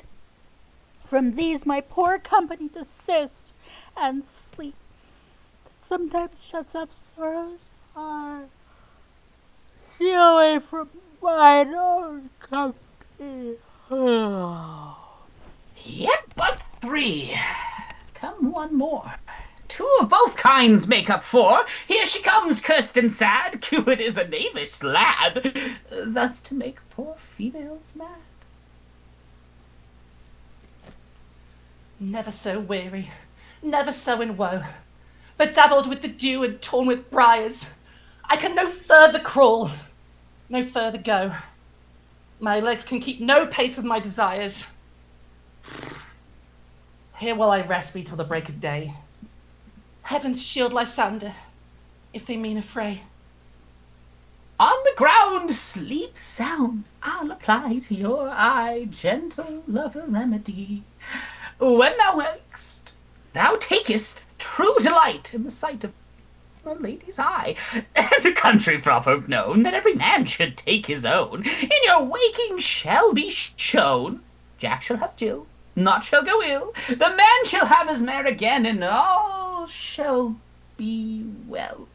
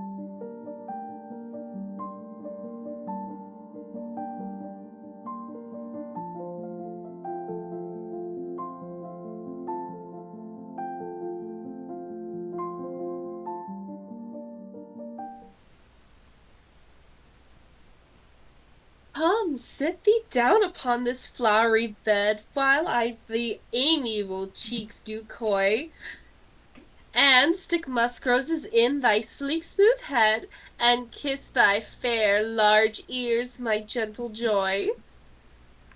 Where's Peaseblossom? Ready? Oh, scratch my head, Peaseblossom. Where's Monsieur Cobweb? I'm ready. Oh, Monsieur Cobweb, good monsieur, get you your weapons in hand and kill me a red-hipped humblebee on the top of a thistle, and, oh, good monsieur, bring me the honey bag. Do not fret yourself too much in the action, monsieur, and, oh, good monsieur, have a care the honey bag break not. I would be loath to have you overflown with a honey bag, signor. Oh, where's Monsieur Mustardseed? Ready. Oh, give me your neath, Monsieur Mustardseed. Pray you, leave your courtesy, good monsieur. What is your will? Nothing, good monsieur, but to help cavalry Cobweb to scratch. I must to the barber's, monsieur, for methinks I am marvels hairy about the face, and I am such a tender ass. If my hair do but tickle me, I must scratch. What, wilt thou hear some music, my sweet love? Oh, I've a reasonable good ear in music. Let's have the tongues and the bones. Or say, sweet love, what thou desirest to eat. Oh, truly a peak of provender. I could munch your good dry oats. Methinks I have a great desire to a bottle of hay.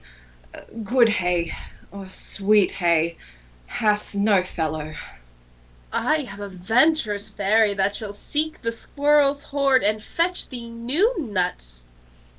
I'd rather have a handful or two of dried peas, but I pray you, let none of your people stir me. I have an exposition of sleep come upon me. Sleep thou, and I will wind thee in my arms.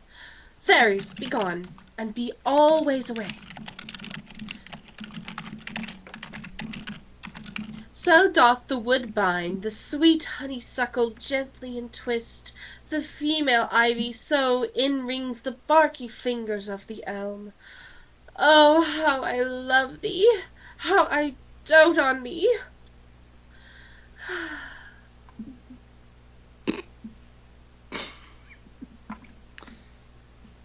Welcome, good Robin. Seest thou this sweet sight? Her dotage. Now I do begin to pity. For, meeting her of late behind the woods, seeking sweet favours for this hateful fool, I did upbraid her, and fall out with her. For she his hairy temples then had rounded with a coronet of fresh and fragrant flowers, and that same dew, which sometime on the buds was wont to swell like round and orient pearls, stand now within the pretty Floriet's eyes, like tears that did their own disgrace bewail. And I had at my pleasure taunted her, and she in mild terms begged my patience. Then I then did ask her of her changeling child, which straight she gave me, and her fairy sent to bear him to my bower in fairyland. And now I have the boy. I will undo this hateful imperfection of her eyes. And, gentle Puck, take this transformed scalp from off the head of this Athenian swain, that he, awaking when the other do, may all to Athens back again repair, and think no more of this night's accidents as the fierce vexation of a dream. But first, I will release the Fairy Queen.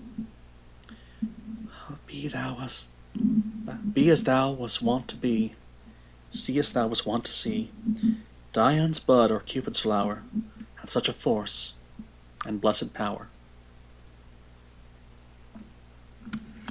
Now, my Titania,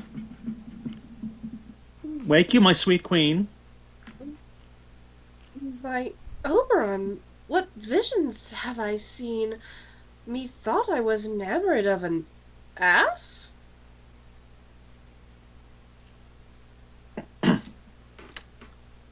There lies your love. How came these things to pass? Oh, how mine eyes do loathe his visage now. Silence a while. Robin, take off his head. Titania, music call. And strike more dead than common sleep of all these 5 descents. Music, ho, music, such as charmeth deep sleep. Now, when thou wakest with thine own fool's eyes, peep. Sound music. Come, my queen, take hands with me, and rock the ground whereon these sleepers be. Now, thou and I are new in amity, and will tomorrow midnight solemnly dance in Duke Theseus' house triumphantly, and blessed to all fair prosperity. There shall the pairs of faithful lovers be, wedded, with Theseus, all in jollity. Fairy king, attend and mark, I do hear the morning lark. Then, my queen, in silent sad, trip we, after night shade. We the globe can compass soon, swifter than the wandering moon. Come, my lord, and in our flight, tell me how it came this night that I sleeping here was found with these mortals on the ground. Well,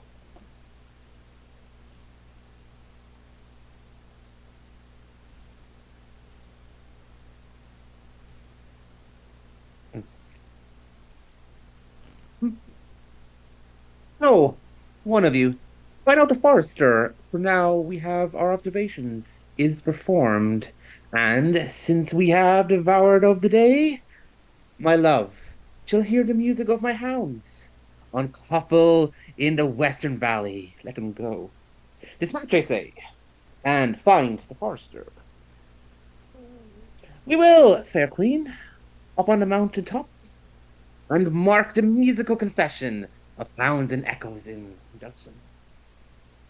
I was with Hercules and Cadmus once, where in a wood of Crete they bayed the bear with hounds of Sparta.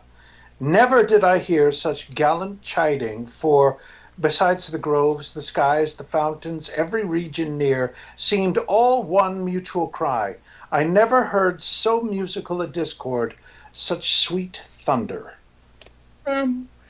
My hounds are bred out of Spartan's kind, so flawed, so sanded, and their hands are hung with ears that sweep away the mountain dew, crook-kneed, and developed like Thessalian bulls, slow in pursuit, but matched in mouth like bells. Each under each, cry more tumble was never hollowed, to nor cheered with horn, to Crete in Sparta, nor in Crete and Sparta, nor in Thessaly. Judge when you hear. But soft, what nymphs are these? My lord, this is my daughter here asleep, and this Lysander, this Demetrius is, this Helena, old Netter's Helena. I wonder of their being here together. No doubt they rose early to observe the rite of May, and hearing out intent, come here in grace of our solemnity. But speak, Egeus, is not this day that Hermia should give the answer for her choice? It is, my lord. Go bid the huntsmen wake them with their horn. Good morrow, friends. St. Valentine's past. Begin these wood birds to couple now? Pardon, my lord? I pray you, I'll stand up. I know you two are rival enemies. How come this gentle concord in the world, that hatred is far from jealousy? You sleep, by hate, and fear no enmity. My lord, I shall reply amazedly, half sleep, half waking, but as yet I swear I cannot truly say how I came here. But as I think, for truly what I speak, and now I do bethink me so it is, I came with Hermia hither. Our intent was to be gone from Athens, where we might, without the peril of Athenian law. Enough! Enough! My lord, you have enough. I beg the law upon his head. That would have stolen away, they would, Demetrius. Thereby I would have defeated you and me. If you of your wife and me of my consent that she should be your wife. My lord, fair Helen told me of their stealth, of this their purpose hither to this wood, and I in fury hither followed them, fair Helena in fancy following me. But, my good lord, I wot not by what power, but by some power it is. My love to Hermia, melted as the snow, seems to me now as the remembrance of an idol god, which in my childhood I did dote upon, and all the faith, the virtue of my heart, the object, and the pleasure of mine eye is only Helena. To her, my lord, was I betrothed ere I saw Hermia. But like a sickness did I loathe this food. But as in health, come to my natural taste. Now I do wish it, love it, long for it, and will for evermore be true to it. Fair lovers, you are fortunately met. Of this discourse we more will hear anon. Egeus, I will overbear your will. For in the temple, by and by, with us, these couples shall eternity be knit. And for the morning now is something worn. Our purposed hunting shall be set aside. Away with us to Athens. These and the 3 will hold a feast of great solemnity. Hypollita. These things seem small and indistinguishable, like far-off mountains turned into clouds. Methinks I see these things with parted eye when everything seems double. So methinks, and I have found Demetrius like a jewel, mine own and not mine own. Are you sure that we are awake? It seems to me that yet we sleep, we dream. Do not you think that the Duke was here and bid us follow him? Yea, and my father. And Hypollita. And he did bid us follow him to the temple. Why then we are awake. Let's follow him. And by the way, let us recount our dreams.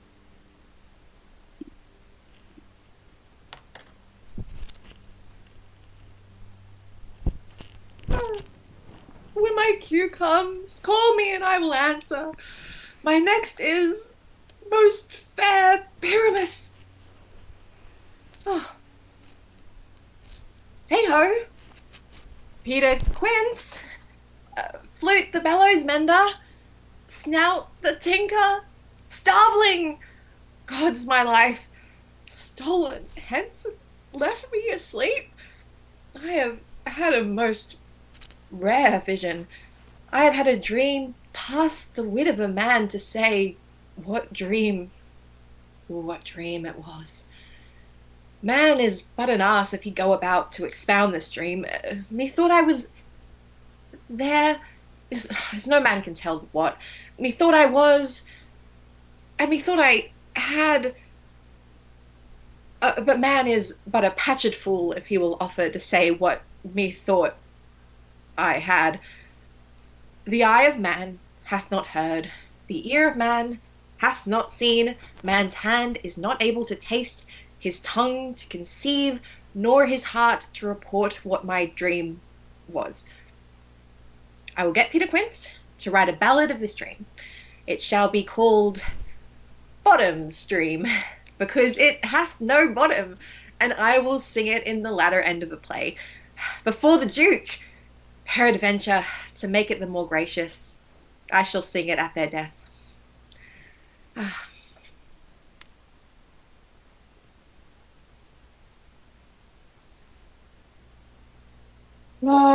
have you sent to Bottom's house? Has he come home yet? He cannot be heard of. Out of doubt, he is transported. If he come not, then the play is marred. It goes not forward, doth it? It is not possible. You have not a man in all Athens able to discharge Pyramus but he. No, he hath simply but the best wit of any handicraftsman in Athens. Yea, and the best person too, and he is a very paramour for a sweet voice. You must say paragon. A paramour is, God bless us, a thing of naught. Masters, the Duke is coming. The Duke is coming from the temple, and there is 2 or 3 lords and ladies more married. If our sport had gone forward, we had all been made men. Oh, sweet bully Bottom, thus hath he lost 6 pence a day during his life. He could not have escaped sixpence a day, and the Duke had not given him 6 pence a day for playing Pyramus. I'll be hanged. We would have deserved it. 6 pence a day in Pyramus or nothing. Where are these lads? Where are these hearts? Bottom, oh most courageous day, oh most happy hour. Masters, I am to discourse wonders, but ask me not what, for if I tell you I am not a true Athenian, I will tell you everything as it fell out.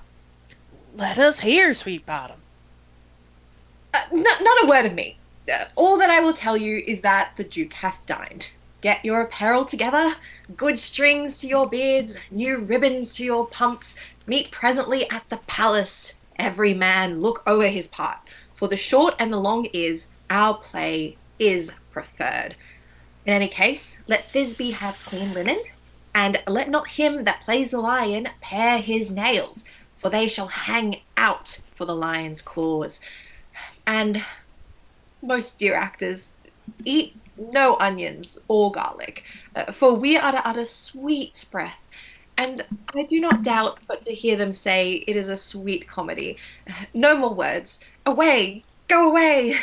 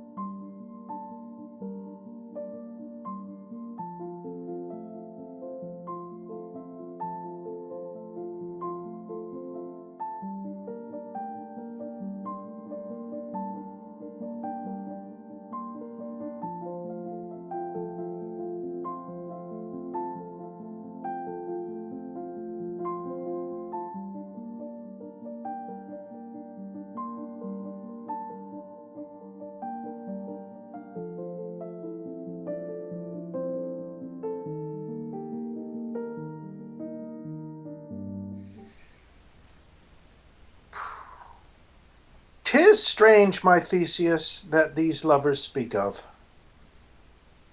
More strange than true. I never may believe these antique fables, nor these fairy toys. Lovers and madmen have such seething brains, such shaping fantasies that apprehend, more than cool reason ever comprehends. The lunatic, the lover, and the poet are of imagination all compact. One sees more devils than vast hell can hold. That is the madman.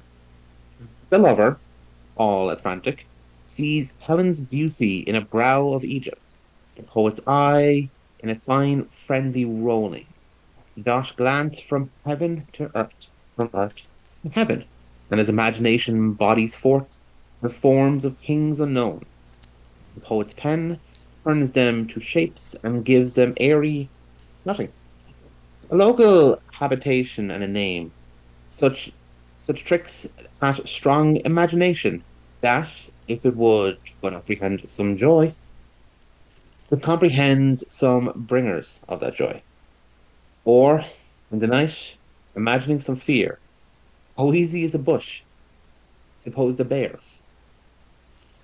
But all the story of the night told over, and all their minds transfigured so together, more witnesseth than fancy's images, and grows to something of great constancy, but howsoever strange and admirable.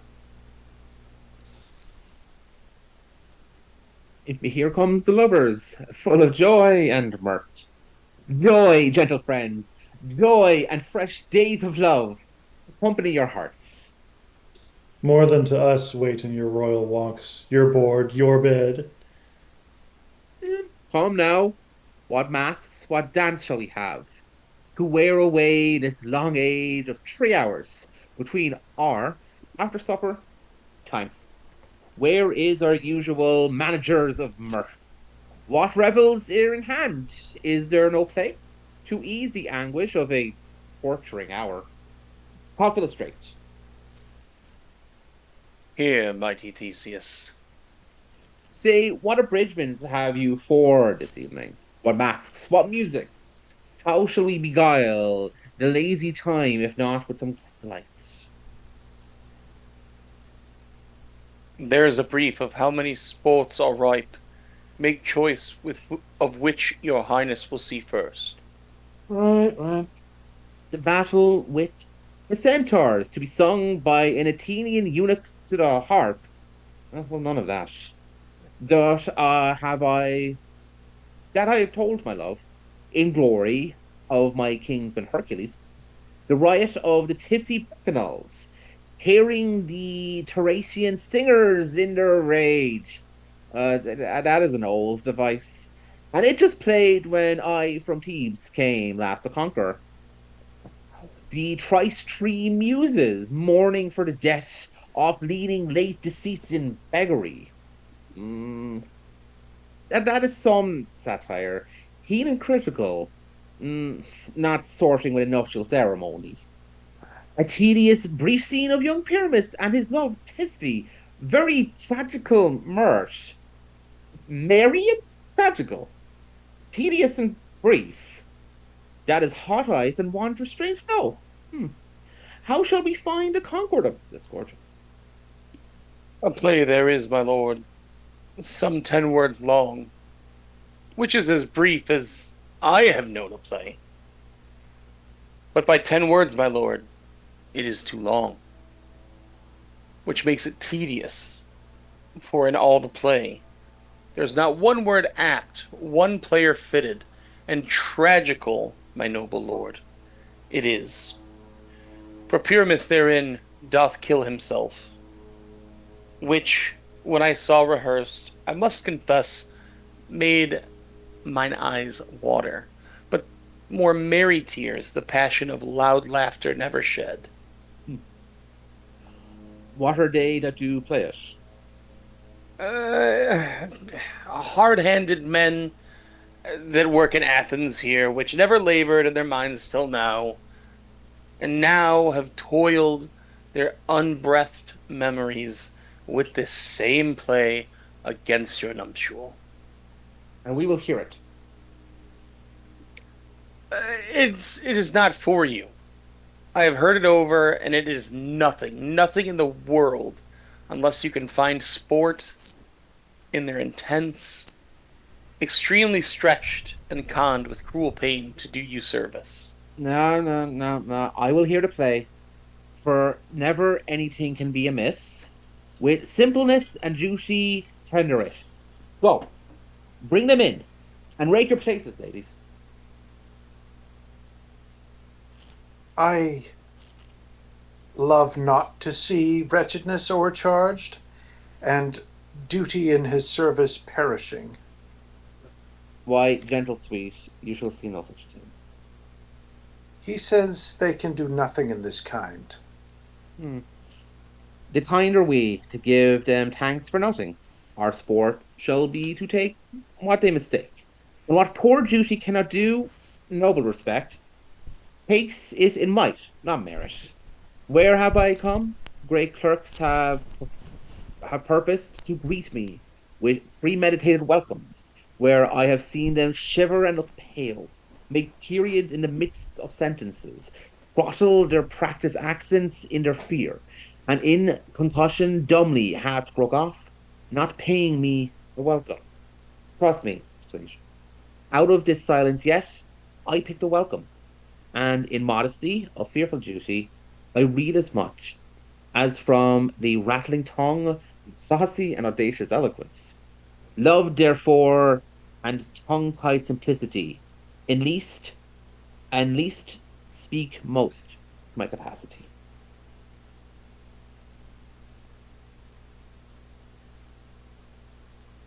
So please your grace, the prologue is addressed. Yeah, let him approach.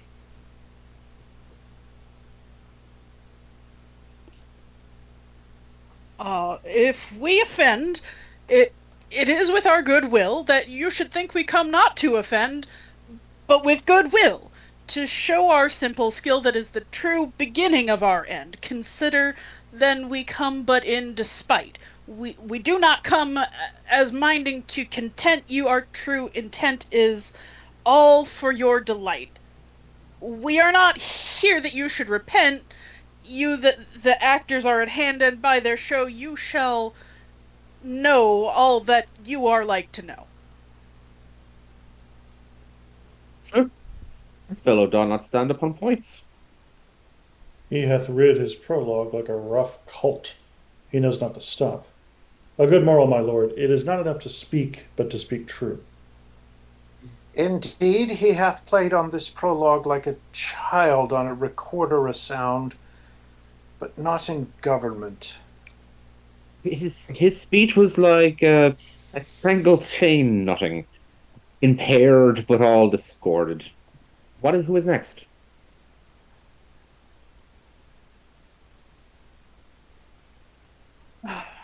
Gentles, perchance you wonder at this show.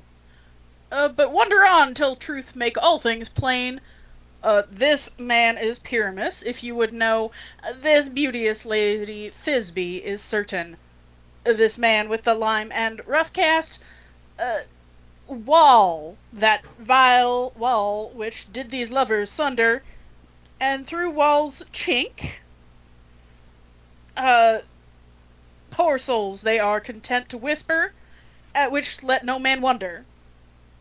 This man, with lantern, dog, and bush of thorn, presenteth moonshine, for if you will know by moonshine did these lovers think, no scorn to think it Ninus' tomb where they're to woo. This grisly beast, which Lion hight by name, the trusty Thisbe coming first by night did scare away, or rather did affright, and as she fled her mantle did fall off, which Lion vile with bloody mouth did stain. Anon comes Pyramus, sweet, youth, and tall, and find his trusty Thisbe mantle slain, whereat with bloody baneful blade, he bravely broached his boiling bloody breast, and Thisbe, tearing in mulberry shade, his dagger drew and died. For all the rest, let Lion, moonshine, wall, and lovers twain at large discourse, while here they do remain. I wonder if the lion be to speak. No wonder, my lord. One lion may what many asses do. In this same interlude, it doth befall that I, one Snout by name, present a wall.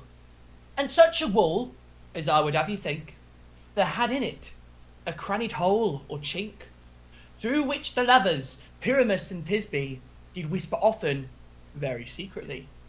This loam, this rough cast, this stone doth show that I am that same wall. The truth is so.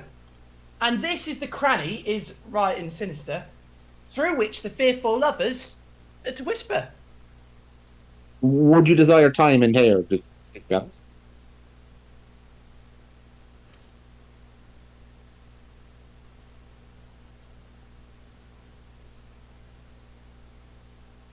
It is the wittiest partition that ever I heard discourse, my lord. Pyramus draws near the wall. Silence. Oh, oh, grim-looked night, oh night with hue so black, oh night whichever art when day is not, oh night, alack, alack, alack. I fear my Thisbe's promise is forgot, and thou, oh wall, oh sweet, oh lovely wall, that stands between her father's ground and mine, thou wall, oh sweet and lovely wall, show me thy chink to blink through with mine eye. Thanks, courteous wall, Jove shield thee well for this. But what see I? No Thisbe do I see. O wicked wall, through whom I see no bliss. Cursed be thy stones for thus deceiving me. The wall methinks, being sensible, to curse again. No, in truth, sir, he should not. Deceiving me is Thisbe's cue. She is to enter now, and I am to spy her through the wall. You shall see it, wilful Pat, as I told you. Yonder she comes. O wall, full often hast thou heard my moans. For parting my fair Pyramus and me, my cherry lips have often kissed thy stones with lime and hair knit up in thee. I see a voice, nor will I to the chink to spy, and I can hear my Thisbe's face. Thisbe? My love, thou art my love, I think. Think what thou wilt, I am thy lover's grace, and like Lysander am I trusty still. And I like Helen, till the fates me kill.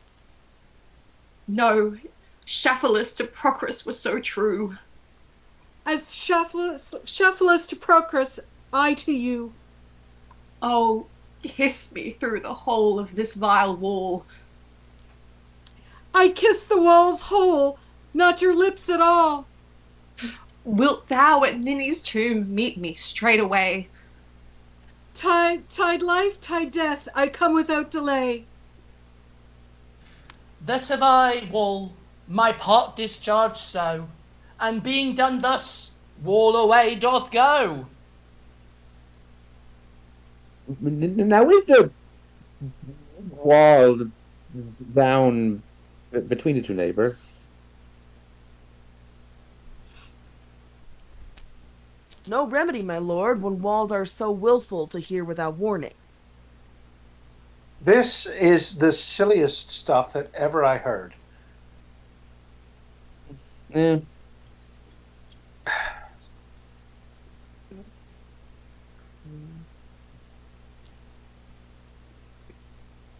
Sorry, I lost my place.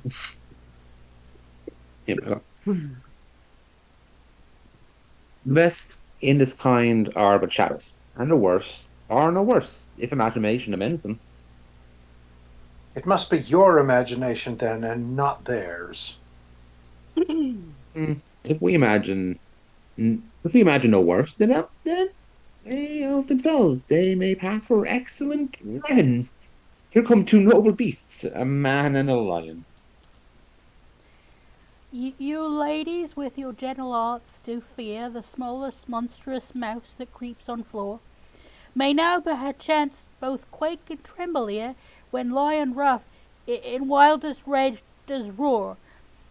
Then know that I, as Snug the joiner, am a lion fell, no else no lion damn.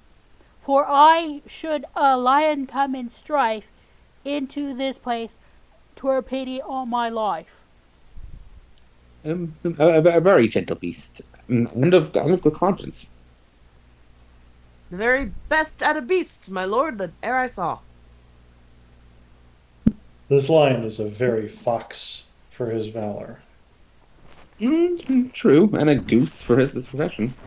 Not so, my lord, for his valor cannot carry his discretion, and the fox carries the goose.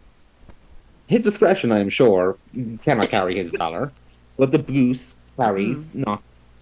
It is well. Leave to his discretion, and let us listen to the moon.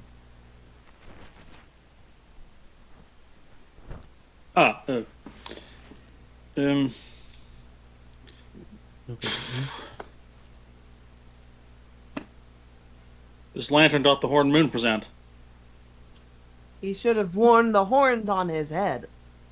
He is no present, and his horns are invisible within the circumference. This lantern doth the horned moon present. Myself, the man in the moon, to seem to be. This is the greatest error of all the rest. The man should be put into the lantern. How else? How is it else? The man in the moon. He dares not come there for the candle, for you see, it is already in snuff. I am aweary of this moon. Would he would change. It appears by his small light of his discretion that he is in the way. But yet, in courtesy, in all reasons, we must say the time. Proceed, moon. All I have to say is to tell you that the lantern is the moon, I the man in the moon, this thorn bush my thorn bush, and this dog my dog. Why, all these should be in the lanthorn, for all these are in the moon. But silence. Here comes Thisbe. This is old Ninny's tomb. Where is my love? Ah!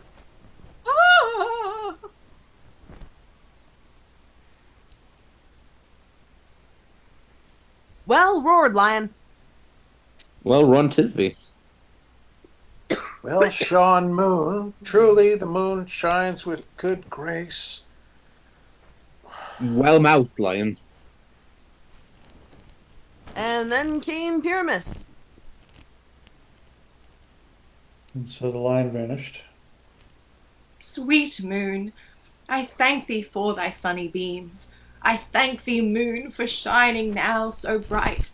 For by thy gracious golden glittering gleams I trust to take of truest Thisbe sight. But stay, oh spite, but mark, poor knight, what dreadful dole is here. Eyes, do you see? How can it be? Oh, dainty duck, oh dear, thy mantle good, what? Stained with blood? Approach ye furies fell, oh fates, come, come, cut thread and thrum, quail, crush, conclude, and quell. Oh. The passion and the death of a dear friend go near to make a man look bad. Beshrew my heart, but I pity the man. Oh, wherefore, nature, didst thou lions frame, since lion vile hath here deflowered, my dear, which is, which was the fairest dame that lived, that loved, that liked, that looked with cheer? Come, tears confound, out sword and wound the pap of Pyramus. I that left pap when heart doth hop. Ooh! Thus die I. Thus, now I am dead. Now I am fled. My soul is in the sky. Tongue, lose thy light. Moon, take thy flight. Now die. Die. Die. Die. Die. No die but an ace for him, for he is but one. Less than a nice man, for he is dead. He is nothing. With the help of a surgeon, he might yet recover, and yet prove an ass. How chance moonshine is gone before Thisbe comes back and finds her lover? She will find him by starlight.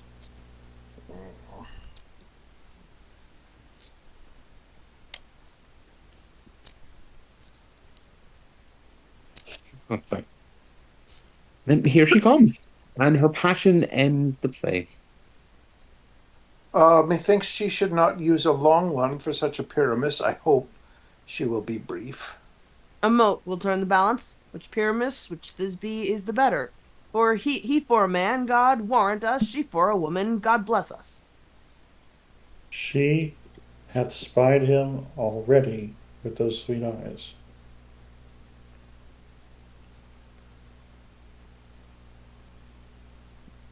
And thus, she means that illicit. Asleep, my love? What, dead? My dove? O Pyramus, arise! Speak! Speak! Quite dumb? Dead? Dead? A tomb must cover thy sweet eyes, those lily lips, this cherry nose, those yellow cowslip cheeks are gone! Gone! Lovers make moan, his eyes were green as leeks. Oh, sisters three, come, come to me. With hands as pale as milk. Let them let them in gore, since you have, sure, with shears, this thread of silk. Tongue, not a word. Come, trusty sword, come, blade, my breast imbue. And farewell, friends, thus Thisbe ends. Adieu, adieu, adieu. Moonshine and Lion are left to bury the dead. I and Wall too. No, I assure you, the wall is down that parted their fathers. Will it please you to see the epilogue, or to hear a burgomask dance between two of our company? No epilogue, I pray you. For your play needs no excuse. Never excuse. For when the players are all dead, there needs none to be blamed. Marry, if he that writ it had played Pyramus and hanged himself in Thisbe's garter, it would have been a fine tragedy. And so it is truly, and very notably the start.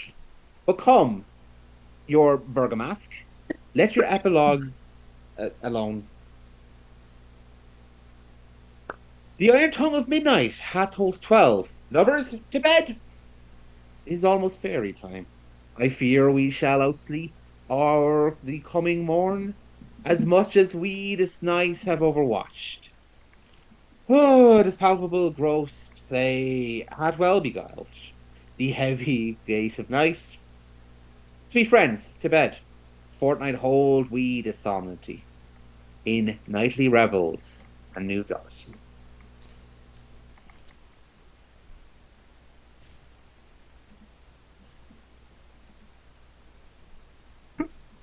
Now the hungry lion roars, and the wolf behowls the moon, whilst the heavy ploughman snores.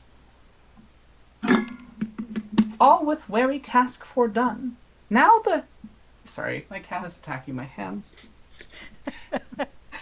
Now the wasted brands do glow, whilst the screech owl, screeching loud, puts the wretch that lies in woe in remembrance of a shroud. Now it is the time of night, that the graves all gaping wide, everyone lets forth his sprite in the church-way paths to glide, and we fairies that do run by the triple Hecate's team from the presence of the sun, following darkness like a dream, now our frolic, not a mouse, shall disturb this hallowed house. I am sent with broom before to sweep the dust behind the door.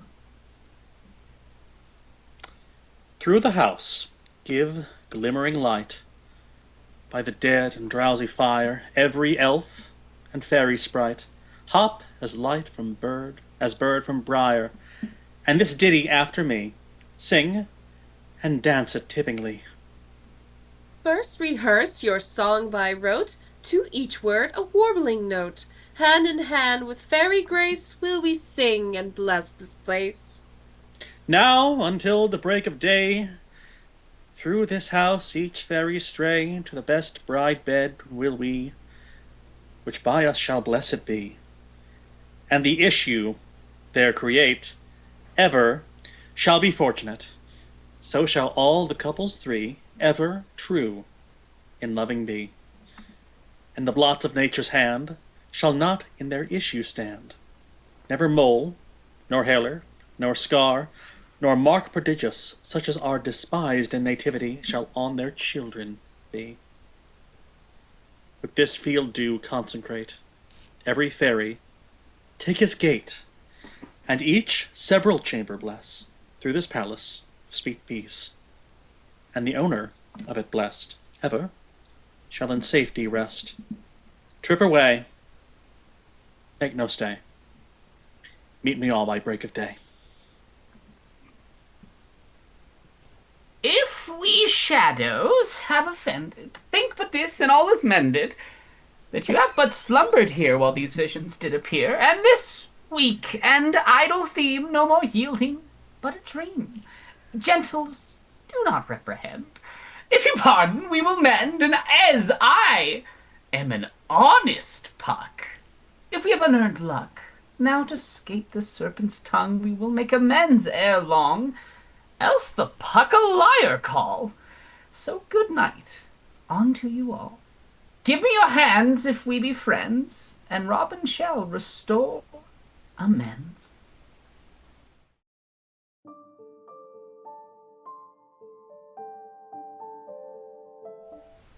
Ah. Hello, everyone. Hey! Arthur! He's dead. Oh yeah. For The 400 boss years. is on in spirit. Do we sing Noni Noni now, or is that a different one? Perhaps he was embodied by Cillian. Good kitty. Just showed us to make sure we were doing his stuff right. Oh man, everyone was on fire tonight. It was so good. Oh yes. Yeah, that was amazing. Aronok, you were a fabulous puck. Yes, you were wonderful. Bravo! Yeah, really, Aronok, you did fantastic. Thank you. Absolutely. Cillian was a wonderful co-lead. It's making me want to work on my voice acting, to be fair, because you guys have been fucking amazing. Can I shout out to Oberon and Titania, who both somehow managed to bring the same amount of daddy energy to their role. same daddy, but slightly different shade, if that makes sense. Absolutely giving toxic bi couple. Oh, absolutely. In the Feywilds, everyone is daddy. We Two daddies, saw both the alive. energy across the from across the wood, and we liked it. I was about to say, Oberon and I'm assuming- Titania are the couple that's like, we saw you from across the meadow. No, absolutely. We saw it from across the meadow. Want to try on this ass's head? I'm assuming that drama Strangely with is a unicorn for this one. Yep. I'm I assuming the don't whole think that drama was with Bottom the is type like, of ass play they were thinking about. I'm You assuming see, that you whole see, drama. Shakespeare built an entire play based on the pun of the word ass, and this is why he's a genius. We are currently live. The just genius. So you Yes. know. Yeah, no. The world I'm Hello is saying, out like, there the in whole, YouTube land. yes. This that whole our that whole curtain call drama. is more dirty jokes. Everyone, please give more money to Palestine Children's Relief Fund, Please. and we will make Do it. Absolutely. Yes. Thank you, Bridget, for putting us back on topic here. You're welcome. It's Somebody- 4 a.m. May Yes. Oh my God, Let's- that's right. Won't someone do- think of the children? I do want to say just briefly, if I may. Of course. You know, these and I don't want to get like really emotional or anything, but you know, I have a lot of family.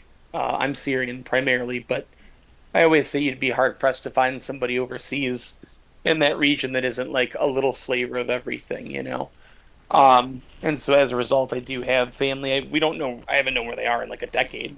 So they could be fine, but you know, this is one of those things that like I have to like talk to my nieces and nephews and things like that, and like try to explain these really high-minded concepts of things that no child should ever have to know. How to defend themselves, how to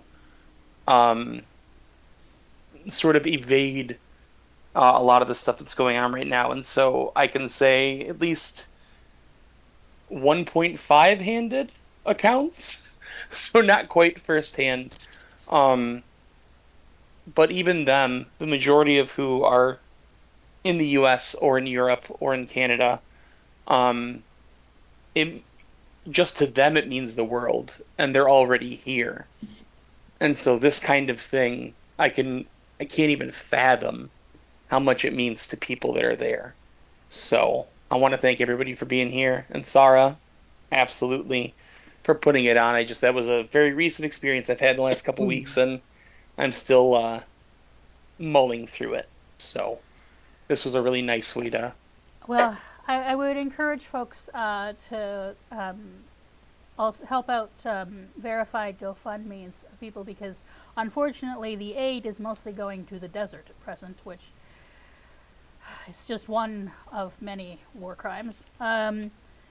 Palestinian Children's Relief Fund does have the some infrastructure to help mostly the kids who have been able to get out of there, since there are no longer any hospitals in Gaza. But I mean, it's unfathomably awful, but we do what little we can, and there are so many unfathomably awful things going on right now. Like, I want to, as always, reiterate, even though we aren't raising money for trans people this time, although I assume there are trans kids in Palestine as well, but, you know, that we got more horrible, inhuman decisions coming down from Turf Island and the fascists below us. I just want to reiterate, as always, how much how important it is to value the most vulnerable, and to lift them up, which the moment is trans kids and Palestinians, and also, like, fuck ICE, as always. Fuck ICE. Yeah, there are so many people we could be raising money for. I just chose one, but to try and do something. But it is always the thing is, it's easy to get exhausted and feel like you can't do anything because you can't do everything. So just kind of pick one and do something that is within your ability The most to do. important thing is that you don't stop. Yes. Yeah. Well, it's all the little The little things, you do the little things you can, so you're always doing something. And not getting exhausted, and to do things together and have fun together, and because joy is itself an act of resistance, and queer joy, and my god, this play is full of queer joy. Queer joy is an act of resistance. Team is full of queer joy. And if it isn't, my god, we will read it into the play. Try anyway. Absolutely. Yeah. As we've shown here will. tonight. God, that whole speech between Helena and Hermia, we shared beds and everything. Just... That was, you didn't have to read that in. That was in the text. God, they were roommates. Yes, thank you, Sara. Hey, I'm lesbian. I thought you were Athenian. But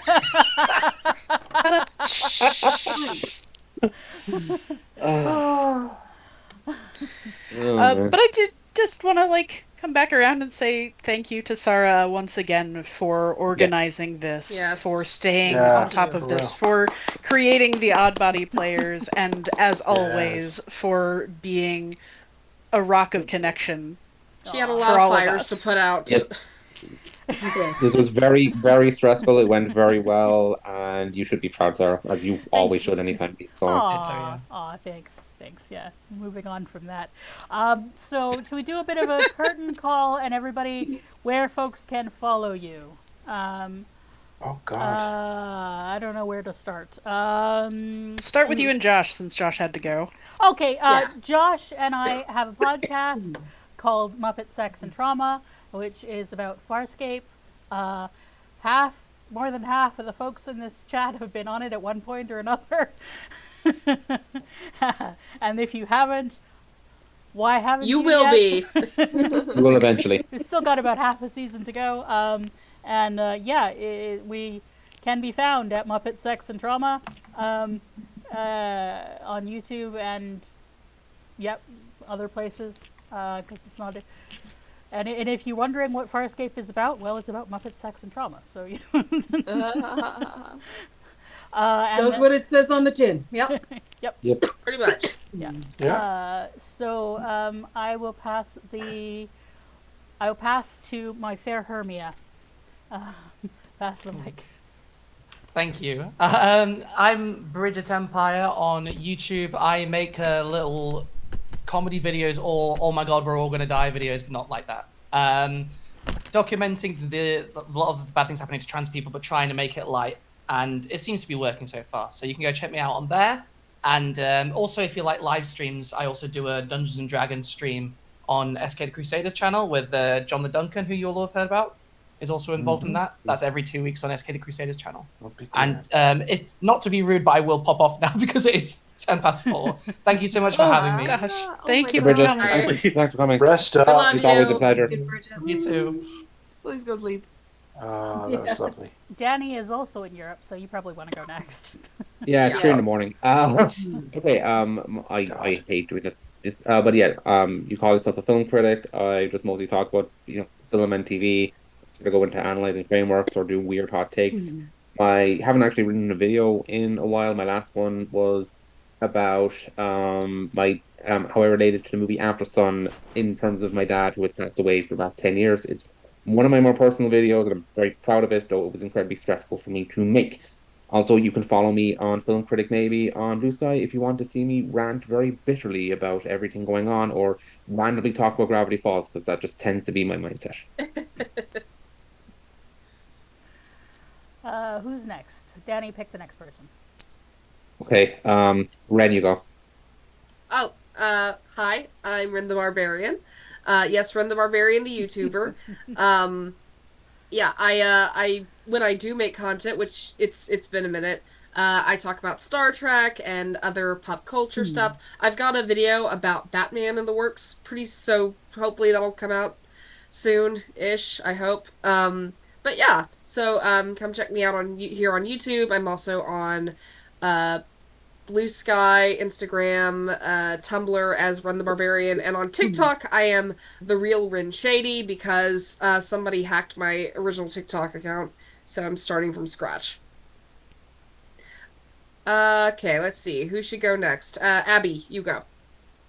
Hello, I'm Abby. I also was recently hacked, so unfortunately you can no longer, well, you can find my old content there, on Instagram, but I'm also on Twitter and TikTok at More Than Tracy T. I talk about fat representation. I have a podcast which has like a large back catalog, but no episodes coming out currently. Planning some more. So check that out. It's all about how plus size bodies are portrayed in entertainment, media, culture, society. I have a degree in media studies. We get into a little of that, but then also it's just like kind of fat people talking about what it's like to be fat. So if that's your thing, come check us out. And you can also follow my personal at Abby Rose Morris. Now that I do not have a podcast Instagram anymore, I do voice acting. If you need to hire a voice actor, please slide in my DMs or send me an email. That's all. Who's next? Oh, Aronok. Yes. I'm Aronok. You can find me everywhere as Aronok, Aranock. I mostly make video essays, but I'm an artist. I do animation, I do editing, I do writing for lots of people. So if you need to hire anyone for any of those things or voice acting, my DMs are always open on every platform. So, and I think my email is pretty easy to find through YouTube. Yeah, I talk about disability and trans issues and media analysis stuff. I also co-write for Jessie Genders, so if you like any of her videos, there's a, I'd say about 50-50 chance that I worked pretty heavily on it, most releases. And yeah, so that's most of where you can find me. I will be coming back to YouTube very soon. I have a bunch of scripts finished, and I'll be back to a regular posting schedule starting next month. So, and folks should check out the video that you and Jesse just did about Andor. I did halfway through it. That's one of the ones that I didn't. Oh, because I have not watched Andor season 2. Oh, I heard your voice in it, and I assumed you did. I did do voice work for that one. As I said, it's like 50-50. But there's a few videos from this year that I edited. The one on fascist narratives and the one on narratives that escape the monomyth and the structures of sort of dominant thinking. Both of those I edited and co-wrote. We have a big script on androids and how they're never really androids in media, which you can read a first draft of on my Patreon. But that'll be on Jesse's channel once it's done. Okay. And passing the mic to Kyle. Hi, I'm Kyle. Kyle Calgren, BHH on YouTube. I don't do much social media. I usually... Most of the last stuff I posted on YouTube has been post linking to some GoFundMes for some queer groups in South Sudan that I've been supporting. I do video essays. I've been doing video essays since 2010, before they were called video essays. I was an internet reviewer. I've been doing it that long. And I have a script up on Patreon. Again, Kyle Calgren. It's a big, long script about Shakespeare, fittingly enough. Shakespeare and Prager University's takes on Shakespeare. So I've currently shot that video essay. It is being edited right now. You can read the script in full before it drops, and I'm really looking forward to finishing it. So you're saying you did video essays before they were cool? No, they were never cool. Fair enough. That is very accurate. And passing the mic to... Who hasn't gone? Samantha, have you? I have not, actually. I just want to say, though, that video essays were not cool until the leftist cooks started making them. Agreed.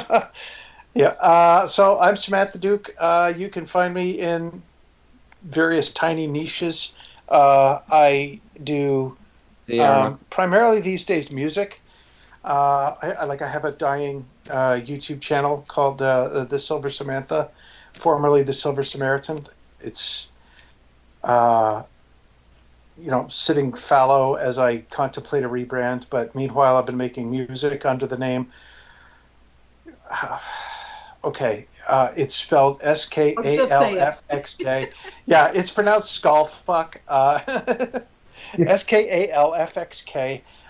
You can find that on right now just YouTube and SoundCloud. Yeah, I think that's enough. I voice act. If you can reach me, great. If you have video essays that need a guest read. And I'm going to pass the mic to Terry. Okay. I'm Terry Roberts, Terry with an I. My YouTube channel has also been on hiatus for a little while now. A little longer than I expected it to be, but that's how things roll sometimes. I've been on, took time off because of another job, and now that job's over, and now I'm a consultant, whatever the heck that means. Don't ask me. But my brand is the Pink Dumbbell Problem. I'm basically giving my master's thesis away one short video at a time, where I talk about fitness, feminism, and philosophy. So hoping to get back to that maybe a little later this year. We'll turn it over to who hasn't gone yet? Zyla, you haven't gone yet, have you?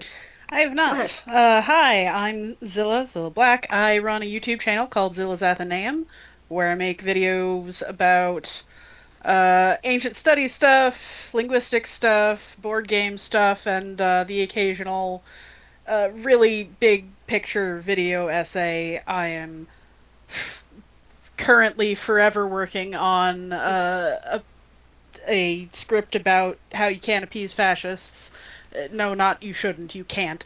And one about the never-ending story, but we'll see where that heads.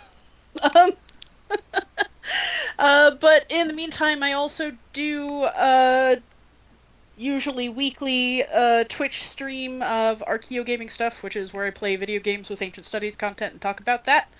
At Zillable, that's syllable with a Z, which is also my handle pretty much everywhere else.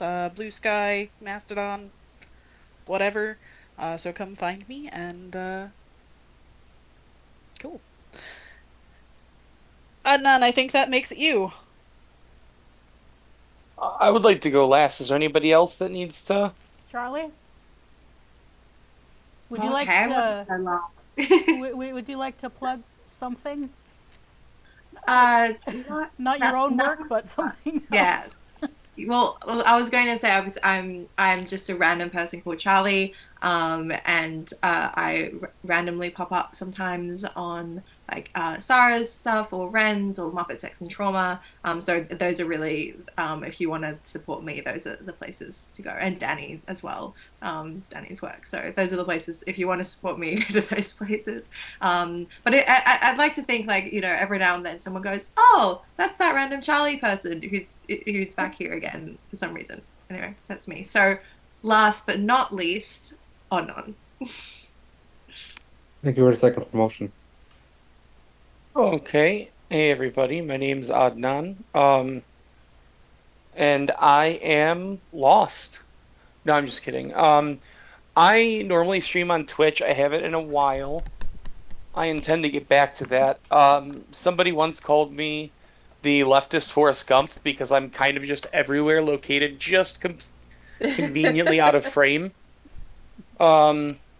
So, I mean, you'll find me everywhere, but I can be found at ODDNON, which is the phonetic spelling for my real name. But I can be found anywhere under that handle, so a quick Google search should give you enough information, variably. So, and thank you again, Sara, for organizing all this. Oh, yeah. And this channel you're on, if you don't know, is the Fat Culture Critic. I do stuff sometimes about fat stuff or other things that strike my fancy about representation in media, and particularly because I have a gender studies degree. And I have a video that I am trying to find time to edit that I just recorded recently, which is looking at 3 different medical dramas episodes tackling anti-fat bias.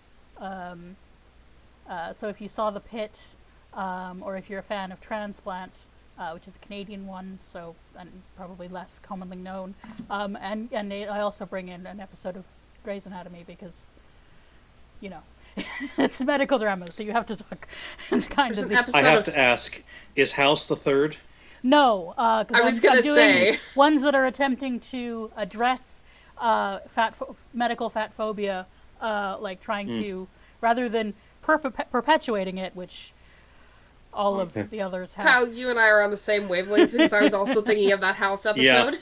Yeah, no, I wanted to do, these are all from the last 3 years, and all actually trying to, like, speak up for fat people, and two of them do it very well, and but in very different ways, and one, well, they tried. I mean, it's Grey's Anatomy, and well, they tried. They tried. But it's kind of like, how am I going to talk about medical dramas without talking about Grey's Anatomy? They tried. So yeah, it's mainly based around an episode of The Pit, which was fantastic. But yeah, anyway, so that's what I do. Yeah. Yeah, and since it's tradition, I will also apologize that I haven't been as productive on my channel as I intend to, because this is it's your free space, and a bingo card is a YouTuber apologizing for not doing enough YouTube recently. Anyway, we have raised $176.30. Woo! Which is great. Thank you, everyone, for pitching in. It's going to stay open, so if you're watching this after the fact, then you're probably not watching the random wrapping up nonsense at the end, but it'll still be up there for people to donate after. It'll still be, the stream will still be available for people to rewatch later, as is the one from last year. If you want to compare and contrast Puck's, Vera's Puck and Aronok's Puck, both of which were excellent in completely different ways, which is quite fascinating. Okay, I did it last year. Who else did it last year? Because No. yeah, yeah, we had. I was starveling actually. I was Helena, Sara's character. We had a larger cast that time. Yeah, I think, was it Jesse was Hermia, and Finn was Lysander? Yeah, Finn was Lysander. And I was Demetrius. Theseus, because Theseus is the worst. And Bellamy was Oberon. Again, yeah. And Mandy was different choices, both excellent. And last year Kyle was bottom, and you know, magic. Yes. Yeah. Yes. I can't remember who was Titania last year. It was Mandy. Mandy. Yes, oh Mandy. yeah, that's right. Yeah. I very purposely did not rewatch our stream from last year because I didn't want to like accidentally emulate her. I wanted to like do my own thing. You and Mandy have very different energy as Titania. Both Mandy excellent. does not bring very daddy different. Because I really gotta go. I'm so sick. I need to take some medicine. Okay, and Please take care of yourself. Okay. And I think it's time we wrapped up the stream. So I'm gonna stop the stream, and thank you to everybody who watched. We